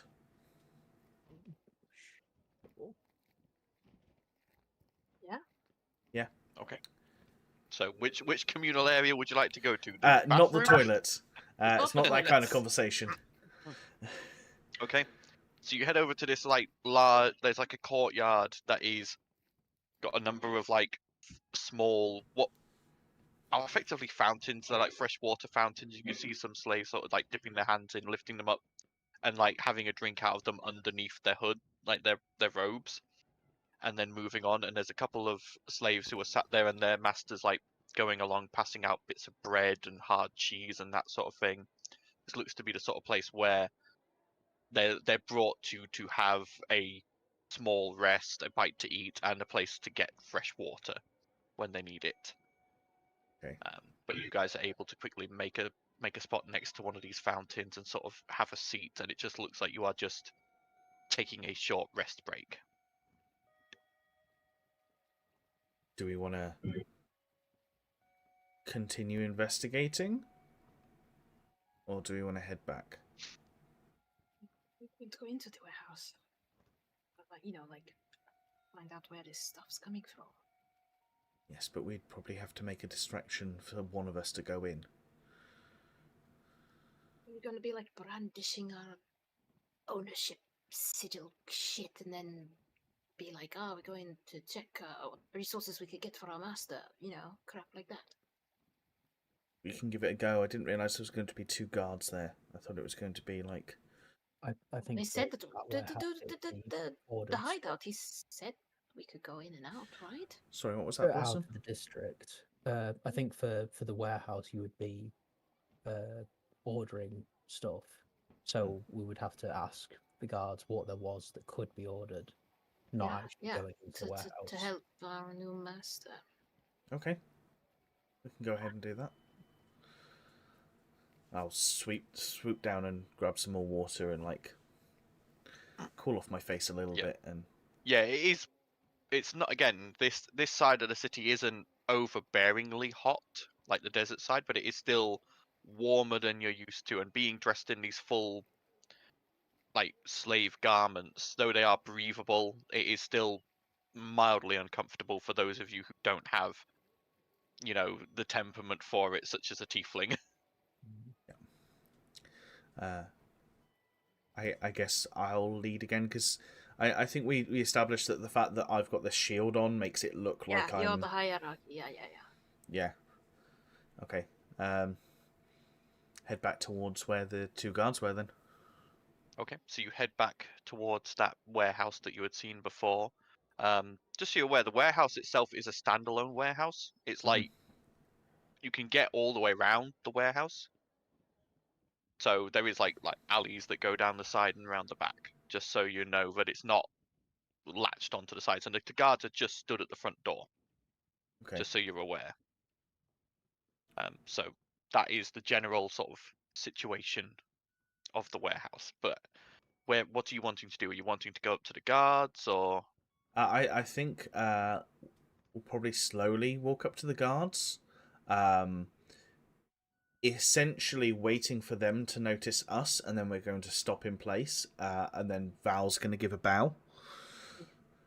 Okay. They notice you fairly quickly. These, unlike the ones on the gate who looked like they were just like that's their routine job every day, these guys look a lot more alert. Their armor is of a lot higher quality. It's polished, it's clean, and one of them immediately sort of stops you and goes, "Halt! State your business." I have been sent by my master, Goldhill, he has just moved to town and he is investigating different businesses and different ways of getting products and goods and services to where he is going to be moving to, and he has sent us out to inquire about what is available here. Go ahead and make a deception check with advantage. Deception. Come on. Nat 20! Oh my God. I mean, yeah, no point in rolling again. I know, I'm still like, oh, that one's gonna come any moment. The guard Putting sort it of out there. seems a bit mollified and sort of goes, "This is a warehouse of the Church of Pelor. Please inform your master if he wants anything from within. He is to go through the Crystal Cathedral, specifically one of the deacons. Otherwise, the access to this warehouse is restricted. Be on your way."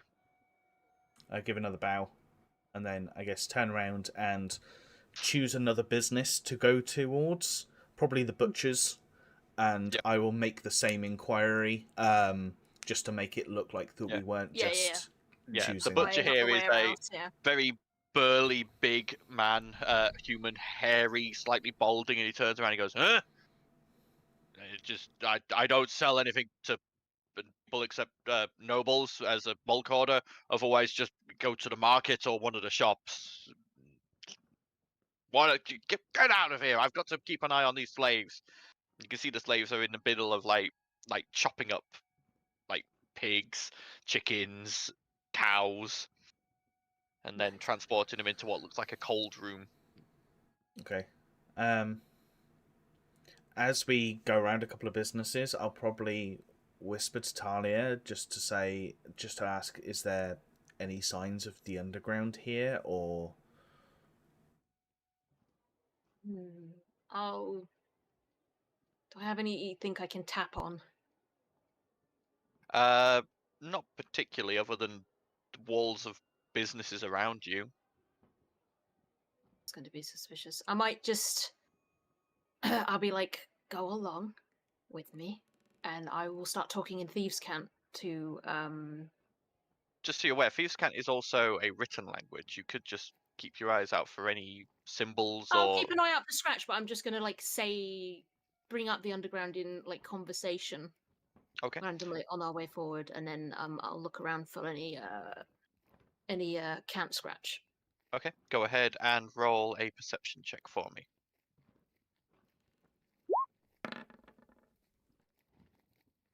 28. 28. Thought that was going to be Moving a 1. around, moving around and talking as you are, no one seems to react, but you do see small amounts of cant scratch. Not as much as you would expect for what is a thriving warehouse district. It looks like though there is maybe a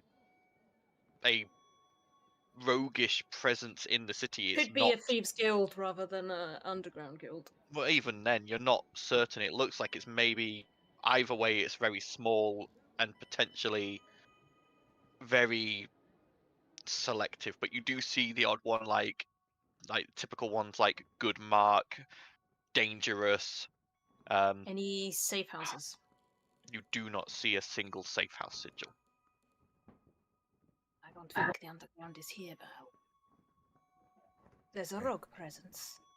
No safe houses, though, so probably not good takings here. A drow cousin or whatever's probably needing their place. I don't know. Makes sense. Maybe they're too much of their presence, so they've been forced out. Maybe I don't know. Well, it looks like we're not going to get any answers unless we can go through a deacon. So, We better report back to our master. yes. How much like coverage is the like the sun crystal getting? Are there any like sides of buildings that would have shadows, or is that Yeah, like, there are, completely obscuring them? especially over here on the western side. Like this is one of like the furthest points from the sun crystal, and it is effectively the same as having like just a constant midday sun, just with then the sun making its own movements overhead. So there is still shadows and shade. There is bits and pieces like that depending on the time of day. They're just a lot harder to come by, but there is still a few here and there. I'm just thinking if we need places to hide or shadowy places to move about. Yeah, just a get number of idea. the alleyways between warehouses are not necessarily perfectly shade or dark, but they are darker than the streets and a bit harder to see down. Do we have an idea of what time of day it is by now? You can try and guess with a nature check, but it will be at disadvantage because there is Or roughly The how many second hours giant- we've been out, kind of. taking a guess at the amount of hours you've been out. You've maybe been roaming around about 2-3 hours now. Okay. I'm just wondering if it's worth us taking a scenic route around the warehouse district, just to get an idea of buildings, alleyways, like you were saying, places to hide. Escape routes more than anything else. See but if also, we can get an idea of their patrols. If and there's any. just do that whilst also going to a few different businesses, making us seem as inconspicuous as possible before we leave, and then just give us an idea if we came back. Just a little bit more knowledge. Okay. So I'll use your previous investigation check for this. You do roam around a bit, and the patrols of the Radiant Templar are fairly regular. You get the feeling they are hourly patrols. They have a set route. They stick mainly to the main streets. You see that there are a number of side alleys and areas that are darker in shadow or less busy than others. You do see a number of warehouses that also look like they may be abandoned currently or not in use. They are chained up, but whether or not there'd be another entrance you could find, you're not certain. but there are a number of warehouses that look like they are potential to have as a hiding place. The other thing you do notice is as you pass back by that warehouse of Pelor, you pass by from a different angle than you did the first time. And you do see that there is 1 or 2 side windows. Not big, but about maybe 10, sort of 8 feet off the ground. Maybe a little higher. And they'd probably be you could maybe fit through them. It would be tight, but there are windows. Okay. There is no other doors. There's only that one main door into that warehouse, though. I think with that knowledge, we'll probably head back and chat to Xandal. And potentially plan a heist, I guess. Eventually. Okay. So you guys head back out of the warehouse district. Again, the guards not paying you any mind. They're not even caring about slaves leaving the district. You take Where's that this same tavern that we're going to? Is it above or? below. It's the Right. Gloomstalker Tavern. The Gloomstalker Inn. And you head down the staircase and begin moving through the lower city again. Heading back pretty much the way you'd come. After about 20 minutes of searching, you do eventually find this inn, as it is like the main tavern. As Giffer said, it's not difficult to find. Most of the main traffic flow sort of comes to and from this place. It looks like a bit of a dive bar. It's very much like think like the Soggy Sheep in Grimhaven. It's very similar to that. It's like made of this dark wood. The thatch looks like it needs changing. There's a bunch of pools of vomit outside. There's like this faint smell of like vinegar. You can tell the ale's probably not brilliant. But yeah, you can see that there is a lot of people going in and out of here, making their way through. Talia, make me a perception check.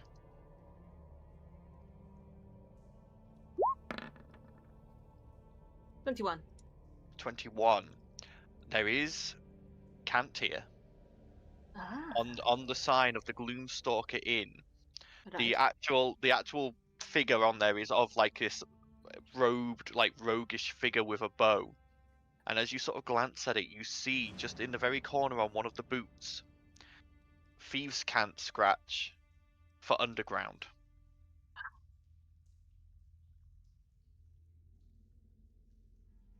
The current presence in this tavern. See that scratch on the sign? A nod.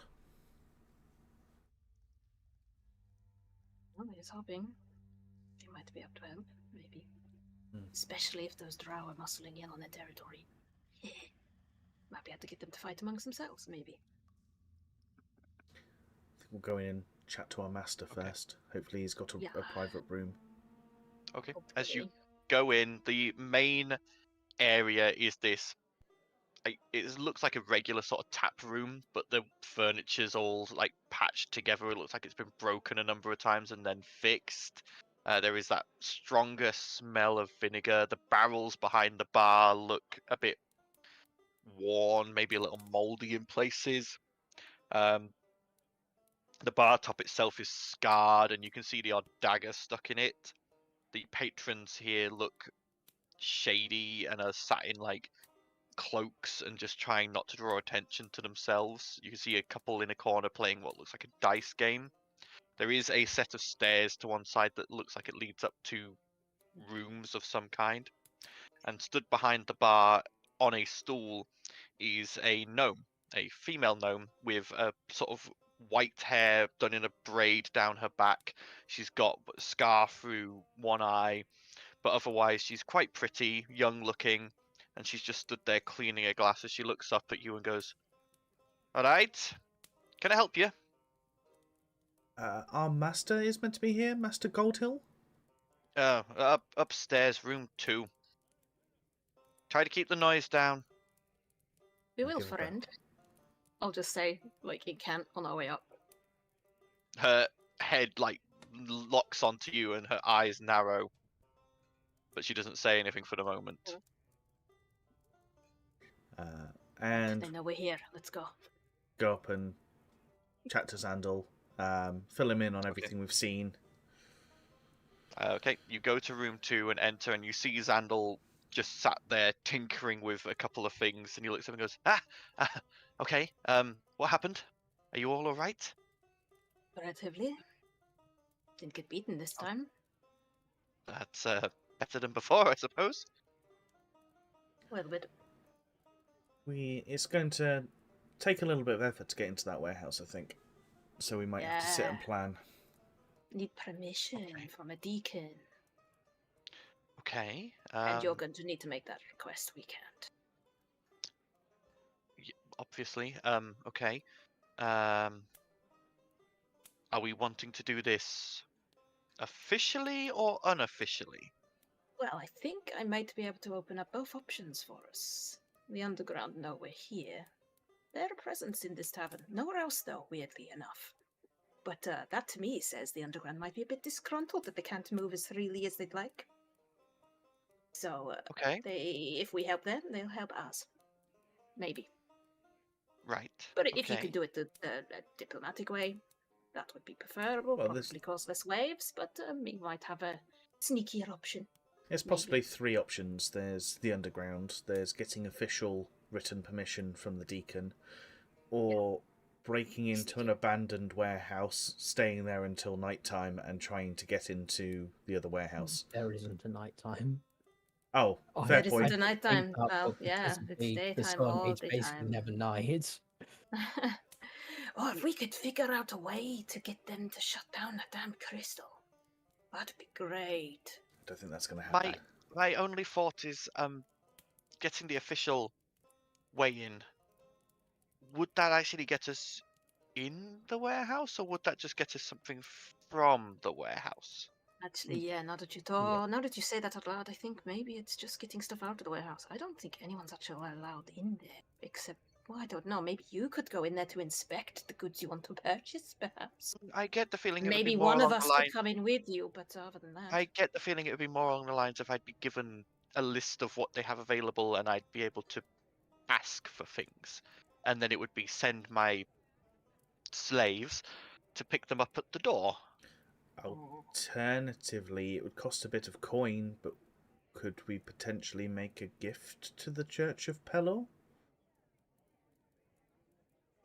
I mean, that would get us permission, but again... No, like I meant Xandal said. a load of stuff that needs to be stored in a warehouse. I mean, it might work. Depends on what sort of stuff. Well, if we've got a list of what they keep in the It would warehouse... also likely be inspected if you were thinking of trying to get someone in. That's a fair point. I just hope that Vienna's having better luck coming up with a More solution luck than than we us. are. It's at this point, as you guys are sat beginning to try and hash out a plan, we will swap back to We're wondering about Vienna. Vienna. This is our segue to our other story. To our sponsor. No, joking. Oh dear. So, Meanwhile, back at the ranch. as we I even pick up get a map. with Vienna and Urt. So, in the time since you have spoken to Sargast, you would have been escorted or allowed to go where you pleased. You said you wanted to go and see the priestess, yes? Yes, but while I'm wandering around, I'm getting a scope of the whole place. How many Drow are here? Yeah. uh, Okay. that So sort of thing. far you have seen 6 regular Drow so far. You've seen Sargast, and as you move towards this temple door here, you can see south of it there is another desk, and there is what looks to be another equally sort of leveled warrior as Sargast, a female this time though. Mhm. Sat behind this desk again, doing what looks like ledger work and that sort of stuff, making notes, counting gold. Looks like they are in their case, probably they follow Sargast for their own purposes, but they are probably of an equal level in the caste system. Right. I will go ahead and head towards the priestess. Okay. So you push open the doors into this temple, and immediately you are met. It changes from the black marble to this beautiful white marble inside. And you can see around the floor and crawling across the ceiling and walls many small spiders. None of them large or threatening, but there is spiders everywhere in here, along with webs of all kinds. And sort of freezes for a second, but I've then still got hold of her cloak. She's yeah, just pushing her along. continues moving on, and you see in the very center of the room, hanging from the ceiling, this statue of a spider's body, but coming out of the thorax is a beautiful elven drow woman, like looking down at all within the temple with her arms outspread as if welcoming and motherly. Yeah. And you know that this is one of the depictions of Lolth. Yeah. You see in here there are two drow who appear to be in the middle of prayer, and at the back there are three altars, behind one of which is the priestess, currently looking like she is in the middle of a ritual. I'll actually be patient. I'll wait for her to finish her ritual. Okay.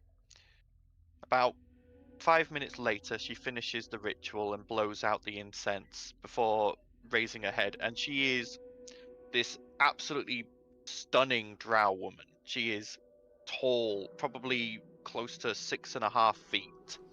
Very lithe figure under her robes, and the robes themselves are very figure hugging. They're almost suggestive in a way. And she sort of looks at you, and she has this beautiful, almost very pale grey skin, and these striking purple eyes as she glances at you and approaches and goes, "Welcome. How may I help you today?" I was hoping to talk to you, actually. Oh, by the way, is lost because everyone's been speaking in Drow. No one's been speaking in Common. No. So Ert's got since you've walked into this place, has known nothing about what's going on. Like, yeah. Just Mm. smile. I Yeah. don't know. Ert's just smiling and nodding and occasionally looking like she's making notes in a book. Yeah. But the, So yeah. I'll respond to her. It's like, I was hoping to talk to you, actually. of course, all are welcome within Love's temples. So, allow me to introduce myself. I am Vienna Hylam. Ah, welcome, Lady Vienna. I understand you must be family to our dear Sargast. Yes, he's my cousin. Ah, I see. Yes. You obviously haven't been back to Naveen for quite a while. May I update you? Of course, if you would be so kind. Obviously, Our Lady keeps me updated on things that I need to know. But So, you may be aware that Vasna, my mother, is one of the priestesses now. I was aware there had been a change in the central priestesshood, but I was not aware of who.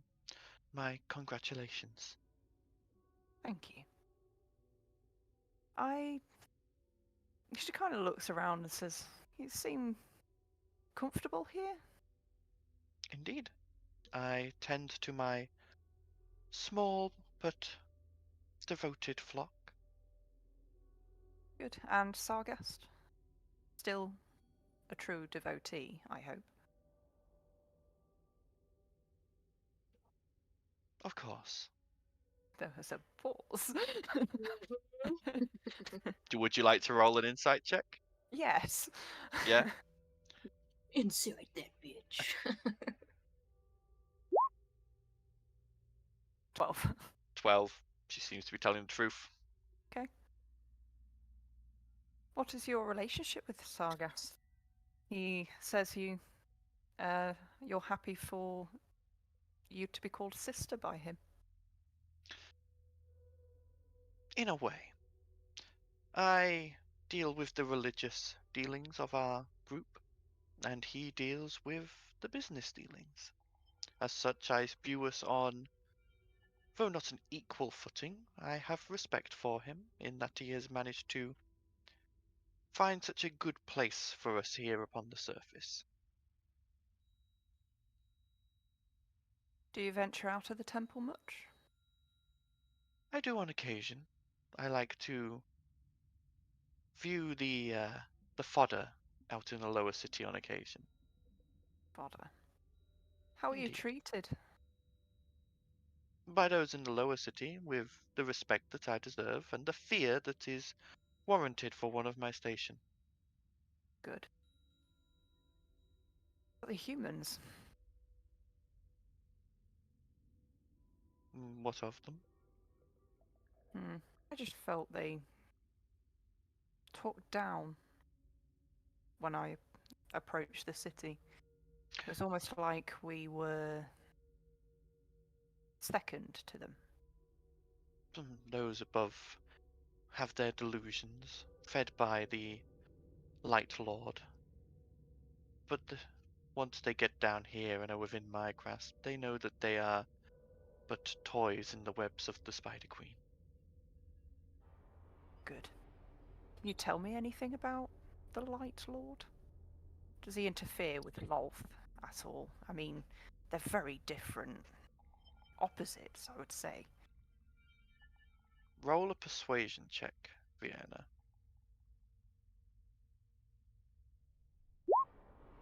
Oh, man. Here we go. This is where it all goes downhill. Shh. Shh. Think positively. Bless No. the dice queen. The No, dice no, will go. no interference from the Light Lord. That surprises me. It surprised me as well. How long have you been down here? Oh, we found this city roughly 8.5 years ago now. And Lolth is happy you're here? From what I can tell, she accepts my rituals and grants me her blessings as usual. No one's tried to upstation you? Oh, we had the usual infighting. Let's just say that there's children around you, and she indicates the spiders, had to be born from somewhere. I see. So hard to find good incubators on occasion.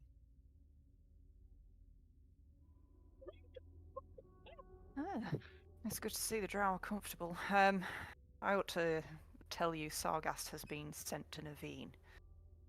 Oh. On my mother's orders. Then he will undoubtedly do his duty. I'm sure he will. Until then, would you care for a blessing, milady? As I'm here. She reaches behind her to a goblet filled with what you would know to be blood, and she dips her thumb in it, approaches you, and daubs a drow symbol onto your forehead, where it then glows an eerie purple. And she goes, "Blessings of Lolth be upon you."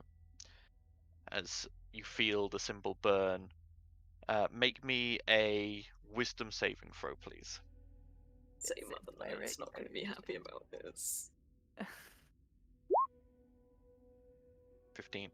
You feel the burning and you feel it try to invade your mind, but you hold strong against it and it settles. You have advantage on all charisma based checks for the next hour. Yeah. Sweet.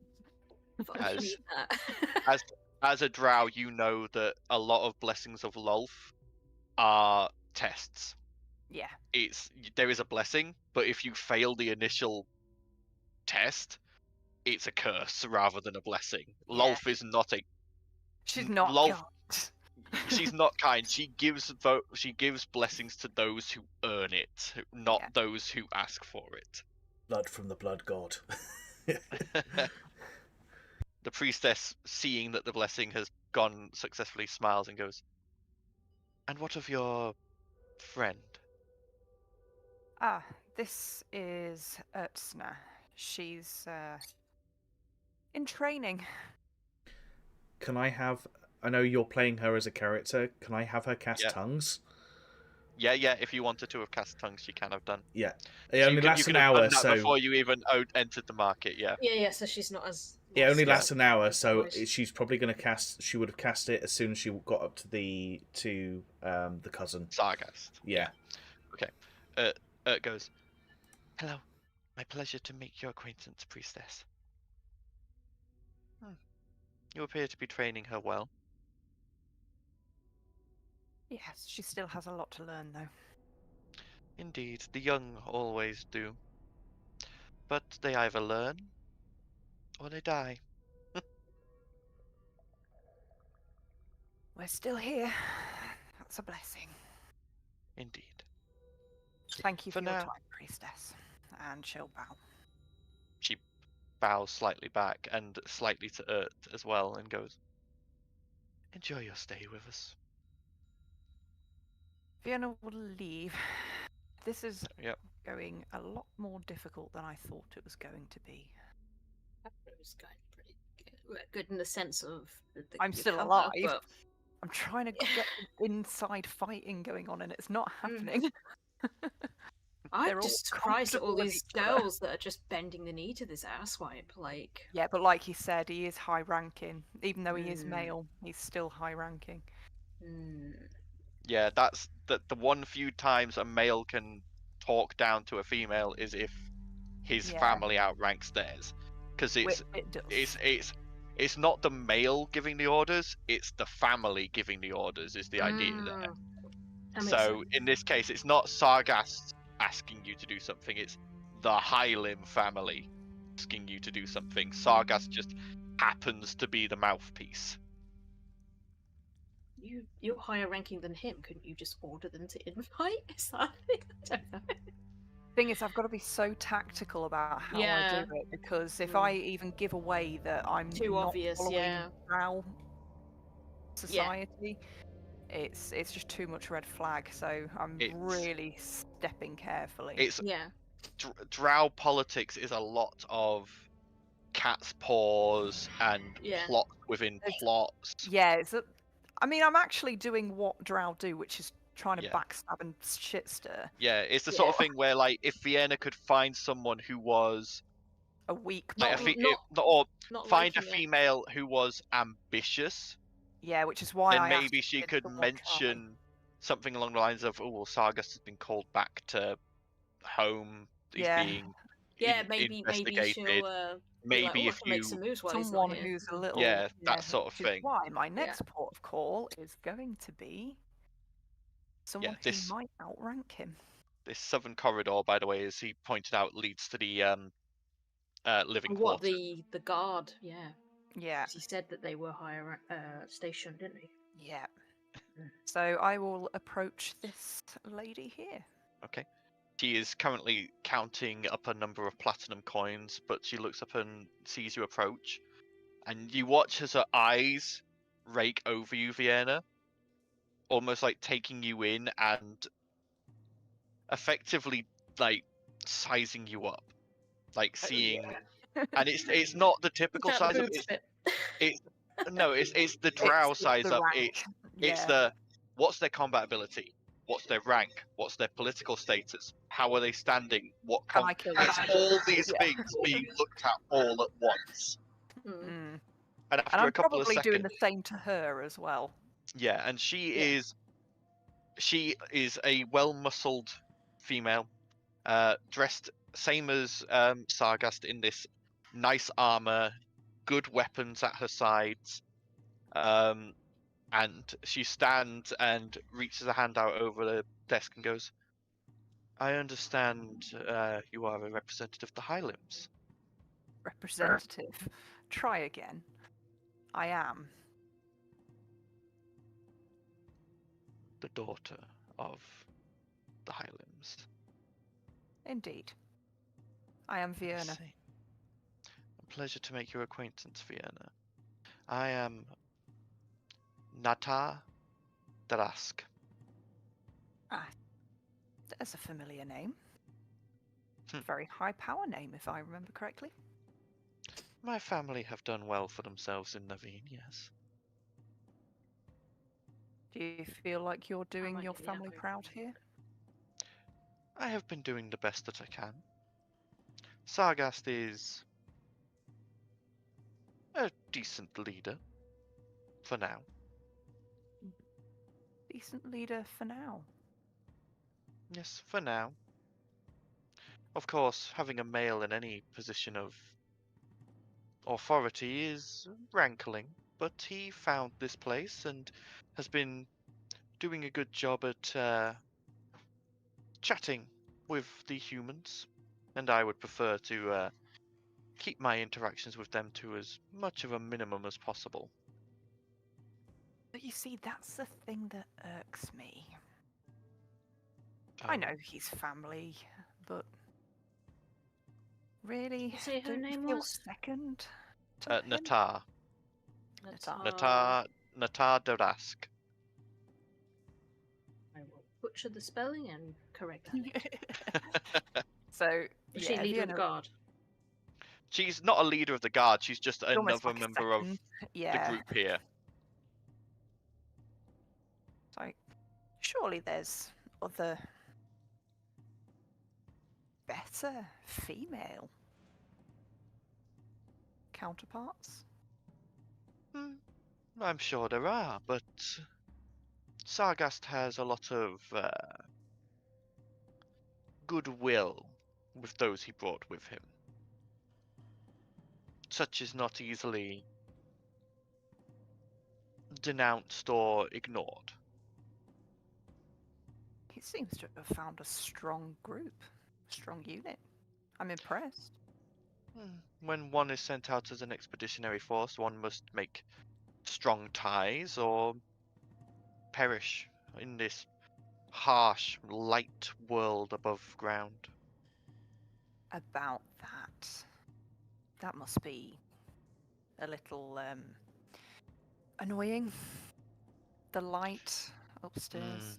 Yes, this city and its fascination with light is aggravating. Anytime I go out for a hunt, I find myself having to squint to target my crossbow. It is annoying, but necessary. That's why I prefer to hunt in the lower city rather than the upper. Yes. It's a little concerning that the humans are so devout to this light. Don't you think that might have an impact on us?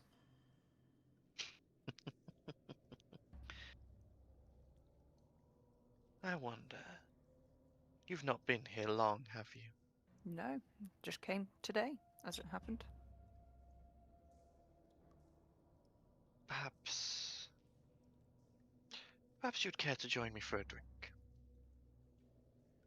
All right. She closes a bunch of ledgers, puts them in drawers in the desk, and then locks it. Follow me. And she walks out from behind the desk and down this southern corridor. Follow her. Yeah. I don't trust her one bit, by the way, but Yeah. She guides you down into this large communal, almost like, just like area. And you've seen places like this a lot in Naveen, like, because Drow don't need to sleep. They No. don't need bedrooms as such. More Though- like chaise lounge sort of thing, yeah. Yeah, but that, and obviously a lot of Drow households, you have your own personal room with your own stuff in. But in this place, there is no personal rooms. There's just these communal eating and sitting areas. But you can see there's people undergoing multiple different things here. And as you walk in, you see there are another 4 regular Drow and Okay. another 3 of these sort of better dressed warriors. The warriors appear to be just sort of relaxing, tending to weapons.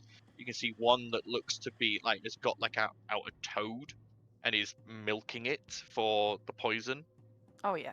Okay. I'm glad you corrected that with poison, because I was just like staring at you horrified, Yeah. like, no! Okay, I found it crazy. Yeah. The 4 regular drow in here are all males, and they're dressed a little more shabbily than most you've seen, and they Okay. seem to be the serfs of this particular group. You can see one of them's cooking, another one is going around serving drinks, there's another one who is cleaning, and there's another one who looks to be like effectively like darning socks in essence, like going like repairing bits of armor, cleaning weapons, that sort of thing. These are very much the grunts here. And she takes a seat at a table, snaps her fingers, and the one with wine quickly scurries over, places down 3 silver goblets, and fills them with what you would recognize to be mushroom wine. Okay. Then she like sort of motions to it and goes, "Please join me." Wait for her to take the first sip. She grins, picks up the first goblet, sips from it, and then picks up the other 2 and sips from them as well before putting them down and goes, Just checking. sits down and tentatively takes a sip, and then picks up yours and takes a sip. And you see Natar nod and go, "A good aid. Hard to come by. Loyal, it seems. Yes. I'm assuming she Something can that be..." seems to be lacking recently. Loyalty is earned, as you know, not given. Yeah. I know. So, how much do you know about this despicable city? I know who runs it. I've had a blessing of running into him. I don't... But you've met the Archdeacon. Not yet. Then who have you met? Lord Worthington. Ugh. Just collectively froze up. That was my reaction as well. He's made unsavory comments before, and if it weren't for the amount of gold he spent, I would have gutted him already. Indeed. Sometimes our clientele, we don't ask questions. Let's just say I think he would birth many spiders for the priestess if we needed to. That can be arranged if you want. Maybe once we've milked him dry of all that gold he seems to have. Please stop saying milking. Phrasing. Milking, milking, milking, milking. So gross. But you've noticed how devout the people here are. Oh, I've seen them around bathing in its sunlight. Yes, disgusting. And I'm assuming you've paid a visit to the priestess. I have. A short but sweet conversation. Did you notice anything odd?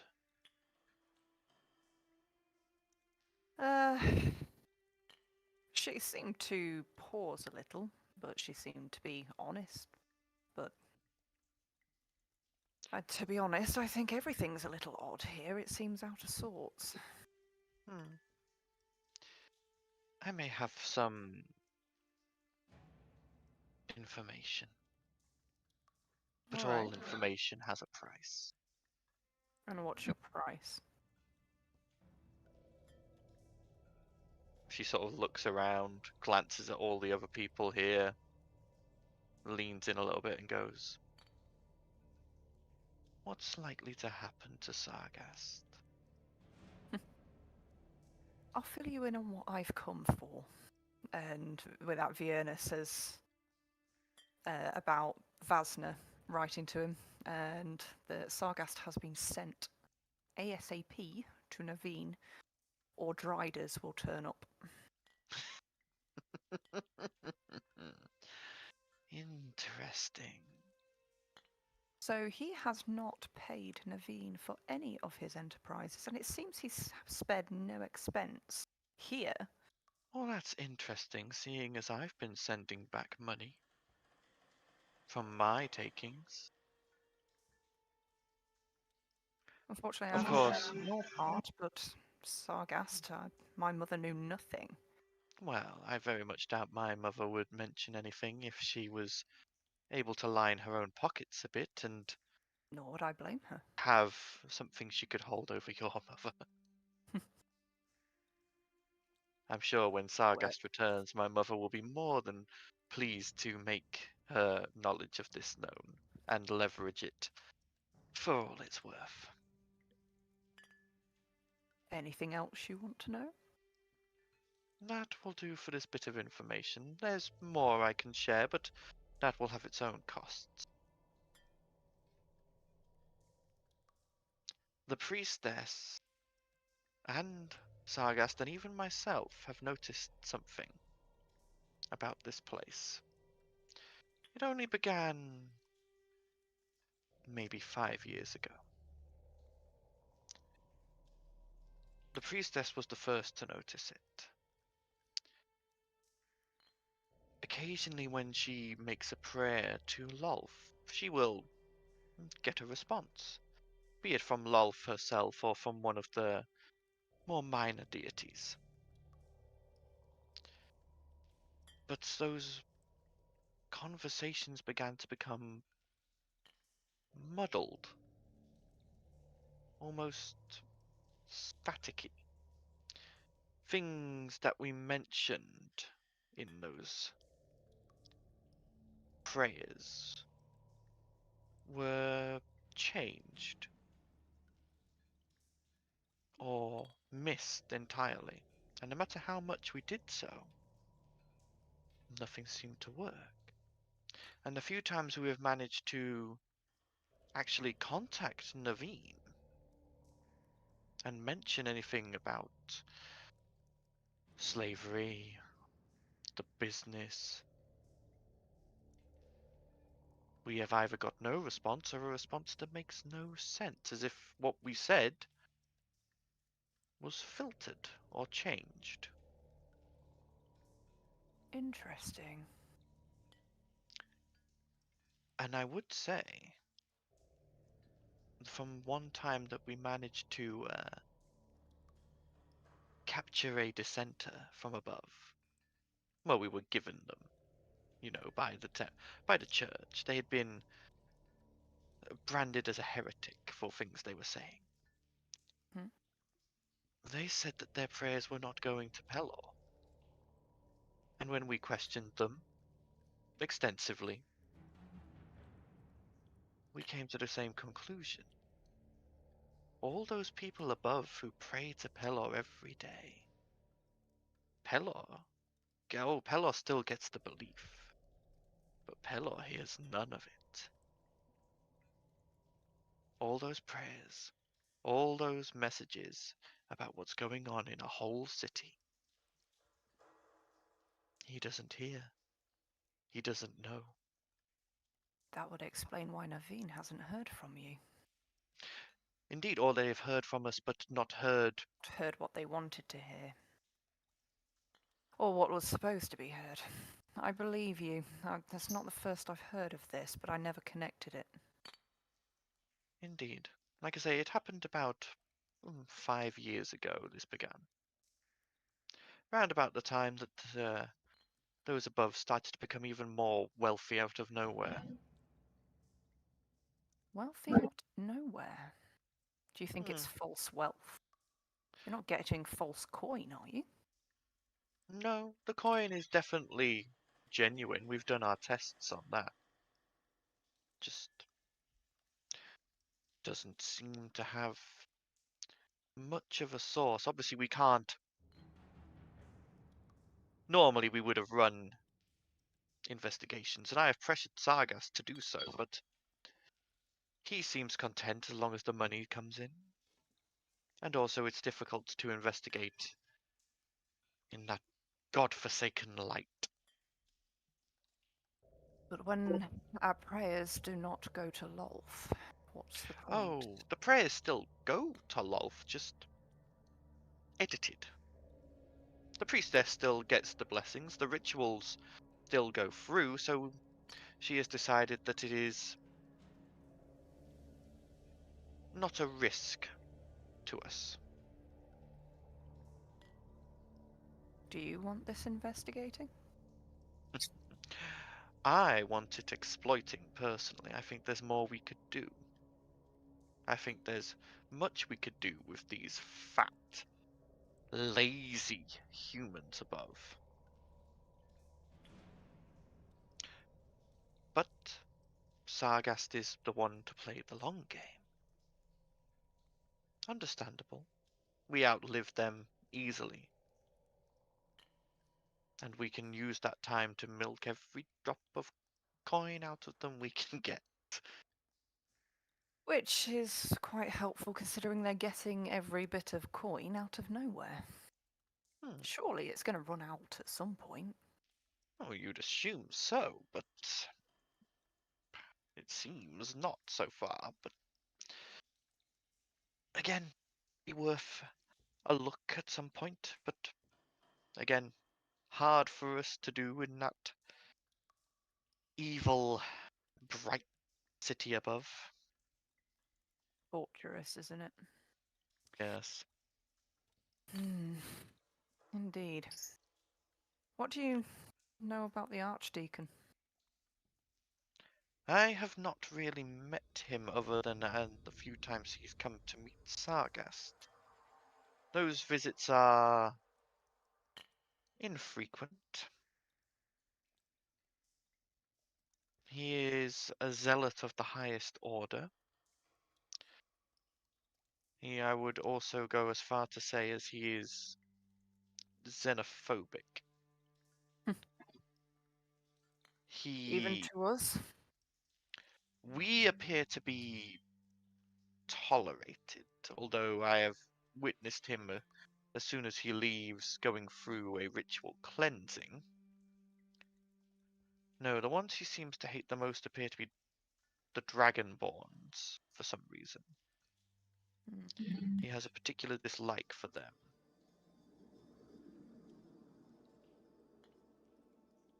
Well, I suppose Sargast is already leaving the city as we speak. Perhaps. He would have to pass through here to leave for one route if he didn't want the nobles above to know he was gone. She points, and you see at the southern end there is a ladder that leads up into a tunnel. That's our own entrance and exit. So I'm assuming that is the way Sargast will go when he decides to leave. He's, last I checked, still putting affairs in order. I did wonder why he'd suddenly come to me and told me I'd have to either run the next auction myself or find a stand-in. But now it makes a bit more sense. What's the next auction? 2 days hence. Quite a while away.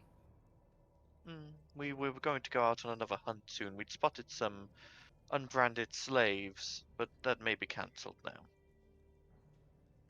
That we're branded now. Yes. Nice looking dragonborn, a tiefling, a tabaxi. Yeah. Nice looking, eh? That's a point, actually. How many unbranded slaves do you have? In fact, how easy is it to come by? Unbranded, not so easy anymore. We occasionally have to raid nearby farmsteads and villages, but we find a decent amount. No, admittedly, Sargast has been smart with his latest little venture, which is something I never thought we would do, but we free them, capture them, and sell them back to their current masters. How do you go about doing that? That's a bit risky, isn't it? Surely. Indeed, but at the same time, those nobles up there are so fat and lazy. half the time when they buy slaves, rather than pick them up themselves, they have us deliver them. Thus, we get to see inside their houses. We get to see where they keep their slaves and where the access routes are. And then all it takes is a coin here, a mutter in the word there, a mutter in the ear there, a door left unlocked. Oh dear, the slaves have escaped. Oh, what a shame. Oh, don't worry, the netters have tracked them down, but there's a small restocking fee. Otherwise, we put them back up for auction. It's actually a very smart tactic. Indeed, although it is always a pain when we have to cut the brand off and regenerate the skin ready for a fresh one. Hmm. The screams, though delightful, can get I can imagine. Hmm. and also, you know, when there's too many in the storage room, it limits the chance I get to take some of the boys in there for some fun.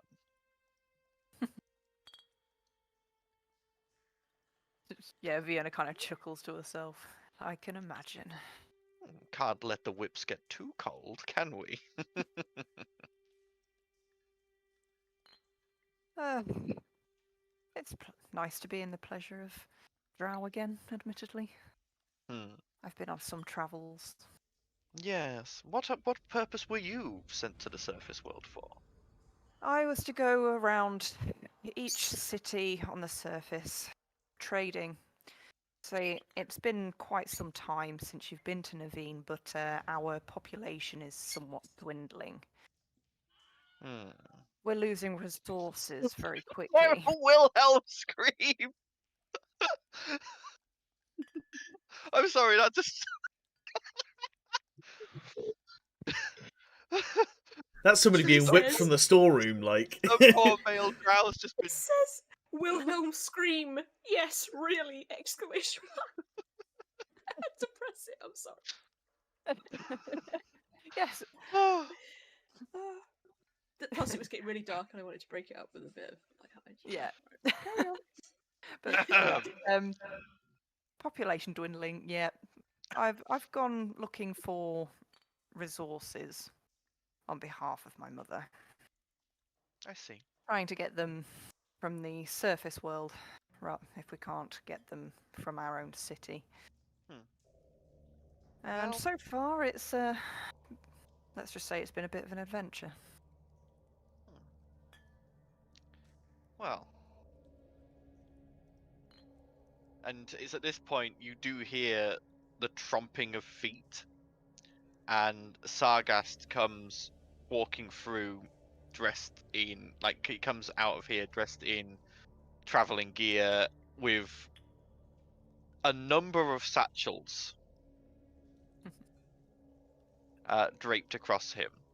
And he sort of looks around, sees you sat with Natar, and his eyes just sort of go slightly wide, and his hand like drifts to his sword and then away again. Could I tell as to why? Was it him? Was it Natar he was worried about, or me? Roll an insight check. Insight. Is that charisma by any chance? Insight is wisdom, I believe. Damn it. Yes, it is wisdom. 19. Yeah, wisdom. It was both of you together. Like Isn't you actually being stat back sat enjoying a glass of wine with Natar was a sight that worried him. Oh. What a Okay. shame, little man. He clears his throat and sort of straightens his clothes a bit, pulls up his cloak hood and moves across the room and heads for that ladder and begins to climb it. As he does, you can hear these satchels jingling. He's going with gold. And it's at that point Natar glances across, raises an eyebrow, and then almost her eyes go wide, and she goes, "He wouldn't." I believe Is he he's running? It's Is at he this point. running? more gold. It's at this point he is fully up the ladder and gone, and she gets up and runs back up the corridor. I bet he's fucking taking everything and he's running off. Yeah, Coward. I think he's taking everything. Do you follow her? Yeah, I will, actually. Okay. As you follow her and you get back to that sort of main area, you see that the 4 Drow guard who had been here before are no longer there. They look like they've just, you don't know where they've gone. They maybe were sent away by Sargast, you're not sure.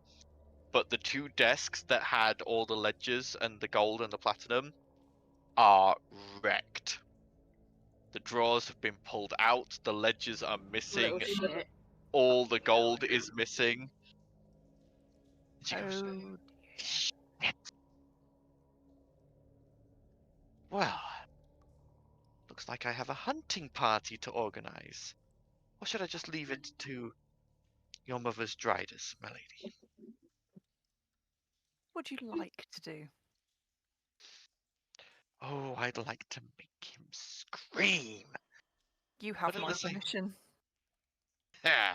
And she runs over to this table over here, and you watch as she picks up a net that is covered in barbs, tucks it over her shoulder along with another scimitar, and then runs off down the corridor shouting commands in Drow as she goes.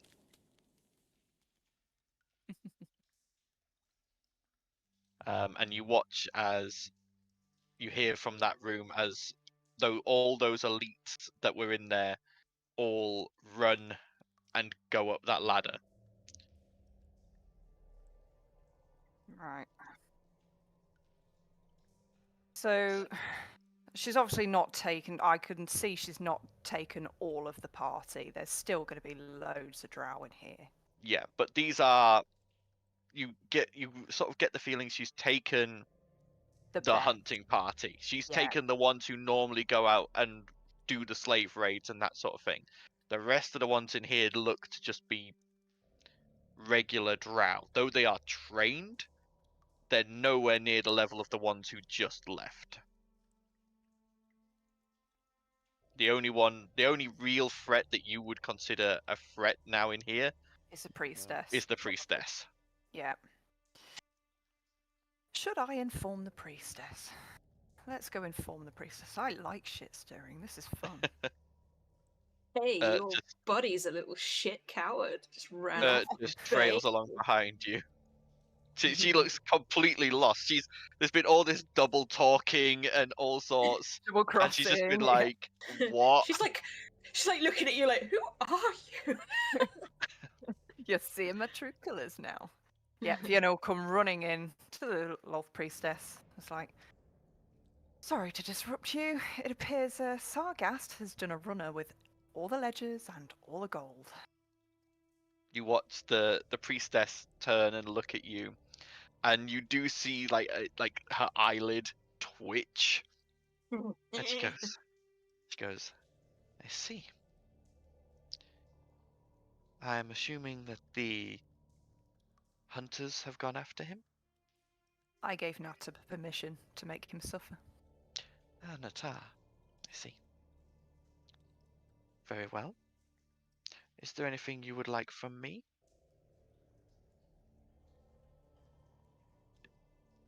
Hold the fort for a little while. I mean, I could summon my own pursuer if you'd like. I feel like the hunters have got it in hand, but I like to keep you informed. At least you know what's going on. Very well. I will make sure that I do an inventory of the temple's necessaries, although Sargast did not come into here. So I do not believe he has taken anything from me or mine. Perhaps it is best if you were to quickly do a inventory of the product, just to ensure that he did not do anything before he left. Unfortunately, I didn't see what was already there, but I can do a stock check and see what's there. Indeed. With that, we'll go and have a look at what slaves we've got. Okay. So heading Yay. back to that first main corridor. Sun despair. When we get a quiet, when there's no one around, I'll say to have you got chance for a message? It goes, yeah, should be able to. To either Talia, Valdizian, any of them, just let them know what's going on. Okay. They might be able to change some plans. Send it to Talia. Talia, Vienna has scared away Sargasti man. Best fighters have chased him. Only priestess and regular drow left. Okay. So, Right. Talia, as you are sat chatting with the others in this tavern, you hear Ert's voice in your head saying that. Vienna's done well. Oh, Just send me a message. Zargast isn't going to be a problem anymore. nice. Scared him off. I'm guessing that means he did a runner. That should be interesting. Don't know whether that means she's in charge down there now. Maybe. Does this information help us any? What should I say back? Don't think you can send back, can you? We Yeah. know, Yeah, you can reply to a by sending. this message. Okay. Because the way we were looking at it before was the slaves were scared to fight back because of the netters. So right. if the netters are in They're in disarray, turmoil. it might give them enough push to fight them back. I suppose the only thing we would send back is what we found out is we found the warehouse. Yeah. So I'll say, try to get in warehouse. More complicated. Looking for another way in. Can Need you? the Archdeacon. Yeah, we need the Archdeacon. You got any dirt on him? Often can you do it to and fro for a while? I can't send would have message. to, I can reply would to have that, to- but then she'd yeah, have to send would me have another to one. cast another sending. But Yeah. tells you what reply she gets. As you Right. guys are walking and talking, I'm assuming. Yes. She actually doesn't have another 3rd level spell. Can be cast with a higher level. Can it? Okay. Yeah, you can cast sending with a higher level spell slot, but obviously you're wasting a higher level spell slot to do it. If you think you got an opportunity to rest, then reply. I guess not. If wait until the morning. No, we won't respond back until I've got more information. I won't expect an instant reply because I know that she's doing stuff down there. So yeah, that's what I think. I'll just say I think it might be a while till she replies. She's probably maneuvering. We can just rest up. On my way. Okay. As you get to there, one of the guards who is now there and goes, how can I help you, miss? Vienna will kind of briefly explain the situation that I'm going to go do a stock check because your lovely lord, who you put your trust into, has just done a runner with all of the gold. There's shock evident on this Drow's face, and they sort of like immediately move over to the door and unlock it and push it open, and immediately the stench of blood and like just fetid rot hits your nose, and you can see beyond there is a hang on, I actually have to have the reveal area selected to do this. There is a just plain dirt like cave corridor leading further in. As you get further in, you see there is this large room filled with cages and racks of torture equipment. There is smears of blood. There is like barrels of what you assume is quite probably excrement waiting to be taken away. And there are troughs of dirty water, and there is 4 more drow in here moving around, some of them like carrying red hot pokers, some of them just carrying blades. And in each of these cages there is like huddled figures just trying to not draw attention to themselves. In total, not all the cages are occupied. There's maybe currently about 6 figures in here. I'll glance over each and every one of them. There is a goblin female who looks like one of her ears has been cut off fairly recently. There is a tabaxi male, quite bulky, and he's a tiger tabaxi, and he's just sort of like huddled at the back of his cage and just not looking at anyone. There is a lizard folk who is not moving at all and looks like you don't know whether they're unconscious or dead. It's very hard to tell. There is an Aarakocra who is just sort of like crushed up in this very small cage and can hardly move at all. And then the last 2 are Dragonborn, one red and one black scaled, and they are in the same cage together. And you watch as a drow just moves over and just like pokes at both of them with this red hot poker, and they snarl and move away. And it's just the drow female just sort of chuckles and just walks off. I'll kind of keep a mental note as to what's there. I'm assuming probably the female drow, or the drow guards that were there. Yeah. Probably some of them might have followed me in. The drow guards who are outside at the door, they've just let you go in. These 4 in Right, here look to be the guards of this area. Right. With that, like, Vienna will just kind of like, she's carrying a notebook with her anyway, she'll kind of do her own sort of ledger as to what's in there, what state they're in. Might be able to fight for us, who probably is in no state to do that. No, there's probably the 2 Dragonborn are probably the fittest out of all of them. The 2 Dragonborn look to be freshly caught. Yeah. You can see that drow female, who was threatening, like poking them with the red hot poker, looks to be preparing different brands.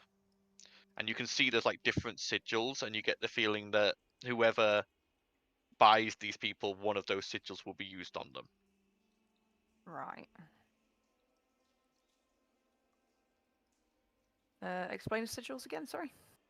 So effectively, like each house of the nobles, like like Goldhill has their own sigil. Oh yeah. It's the same thing, but in this case, once these guys are bought by someone, they will be branded. If that is a regular house that comes down here, so she is just prepping just in case. Right. Even though it's 2 days away, you can see, but you can see she's doing it in their eye view. She's doing it like that on purpose. She's doing torturing them. She's doing proper psychological torture on these 2. Right. What to do?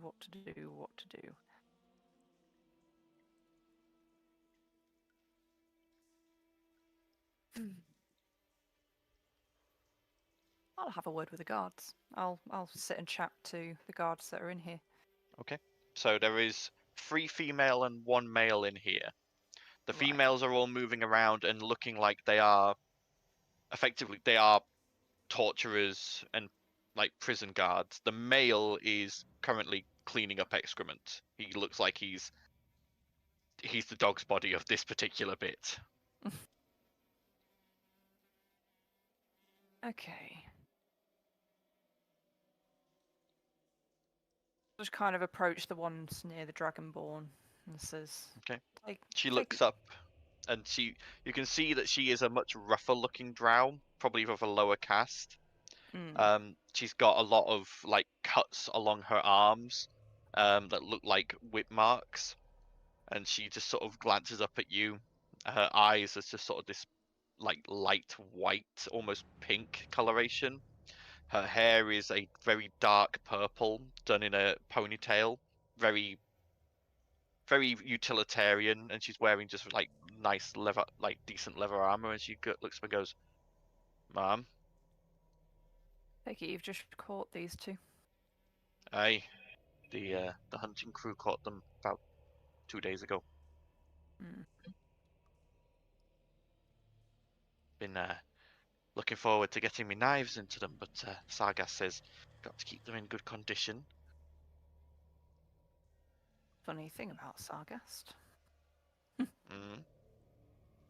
Oh, it's nothing. You, Right, what's that lily-livered boy done now? well, what else has he done? What do you mean? What hasn't he done? I can tell that you're of a higher case than him, so I've got no problem dishing a bit of dirt if you're interested. I am, That's the very tea. much. Let's just say it's not uncommon for him to come in here and sample the produce, if it takes his fancy. Lee. Hmm. And I've known a couple of the lasses who've received invitations. I know a few who've accepted. I know a few who've refused. I know a few who've refused and then have vanished into the priestess's grip. Ah, I see. Anyone here? She sort of glances over to opposite end of the room, one of the other female torturers, who is currently like prodding the Aarakocra through the bars. She goes, "Maybe." And by my side. "Oh no. I'm a little too rough for him." I'm going to dish out an order. You're going to point out everyone who is close to Sargast, and I'm going to order that they killed. "I think I'm gonna like you, lass." For And Sargast is a traitor to his people. we know what happens to traitors and their friends. We do know indeed. That's my order. Anyone associated closely with Sargast is to be killed. You watch as she picks up that red hot poker she'd been using on the Dragonborn God. and throws it across the room, straight through the other female's neck. The female gags and collapses to the ground, dead. The other two guards freeze and like turn to look. The male immediately cowering behind one of the cages. The other female just a little bit shell-shocked. And she goes, "Oh, that felt good. Bitch Well has done. been lording it over me since she fucking put out for that guy." "Alright, miss. Would you like any of the honours yourself, or am I going to do it myself?"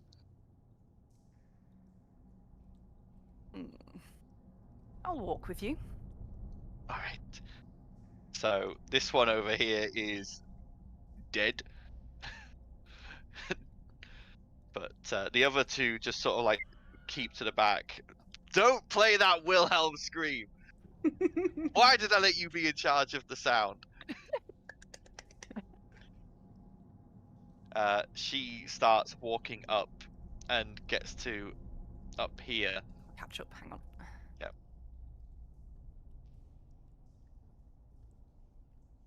And Okay. she points to two of the guards in here, this one and this one, and goes, sorry, this one. She goes, "That's two of them." To the others, Fiona will stand in the centre and she'll call out, "As of right now, I am the only Hylim here and I am taking over. You will follow my orders. Sargast is a traitor and anyone associated with him is to be killed. Now, you will follow my orders." The two who were just pointed out and who hear that immediately go for blades. The torturer who came with you and the other two just like pull crossbows and just shoot them. And you just watch as they go down under a hail of crossbow bolts. You're enjoying this way too much. Yeah, Not getting to I'm be playing a embracing. drow. Yeah.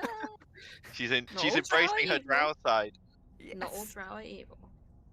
It's Just a at this lot. point, from the sound of the crossbows firing, these two guards here poke their heads around, and the torturer points at one of them, and all three this guard comes here as well, and all three of them aim their crossbows and fire, and this one goes down under a hail Ah. of bolts as well. Spinning the herd. Jeez. Yeah, that's is brutal. exactly what I'm doing. I'm making it easier. The torturer then goes, right, there's only the males in the dining area. I think there's only one of them who's been sodomized by Sargast. Is that to be killed as well, ma'am, or will we let him off? He is a low male. Didn't really have much of a choice. Yeah. What do you think? I'd quite like him as a toy, if I'm honest. You can have him. Thank you kindly. Otherwise, there's Have been there's the two there's the two praying in the room with the priestess. Neither of them, from what I'm aware, and I've never managed to get any evidence that says the priestess has done anything. I'll leave the priestess alone. Of course, ma'am. Though that should be all of the Anyone in Lolth's vision, we'll leave them. very well. That should be all the contemporaries of Sargast. Anyone who's cleansed. still standing, it's like, well done, you've all been promoted. They sort of smile and look at each other. Finally, a woman in charge. The torturer goes, only other one that we may need to deal with was a member of the hunting group, but I'm sure if they try anything whilst they're hunting Sargast, Natar will take care of them. I think she'll make up for it. Indeed. Well, miss, Alright. is there anything else we can do for you, or shall we get back to prepping for the auction? I'll carry on prepping for the auction for now. We'll leave Very it well. at And I'll have the bodies shipped to the priestess, yes? that. Of course. Very well. And she turns and shouts to all the others to begin clearing away the bodies. And it's at that point, I think, we may end the session for tonight here, as we did need a hard finish. We could go for a little longer if people want, but I feel like that is a good stopping point for now. Let the Yeah. bodies. That's hit the Enough war floor. crimes for one session, I think. Which I was maybe enjoying that. He's gonna be so scarred. Kind of Like- forgot it was like behind me like for a like second. that wasn't even a fight, that was just executions. Oh yeah. I can just picture her. She's got the cloak round her, so she's probably got a chocolate bar in her hand, just like underneath the cloak. What have I agreed to? Ugh. Oh dear. But yes, I hope you all have enjoyed that rather drow-like session. Look into drow culture. We just want to clarify that not all drow are evil. No. Not all drow are evil, Yerna but- is It actually is not on their the race that makes them evil. better side. but yeah, She's using them typical against. Yeah. typical drow culture, that is what typical drow culture is like, unfortunately. It brings up some bad eggs, it brings up some good eggs, you never know.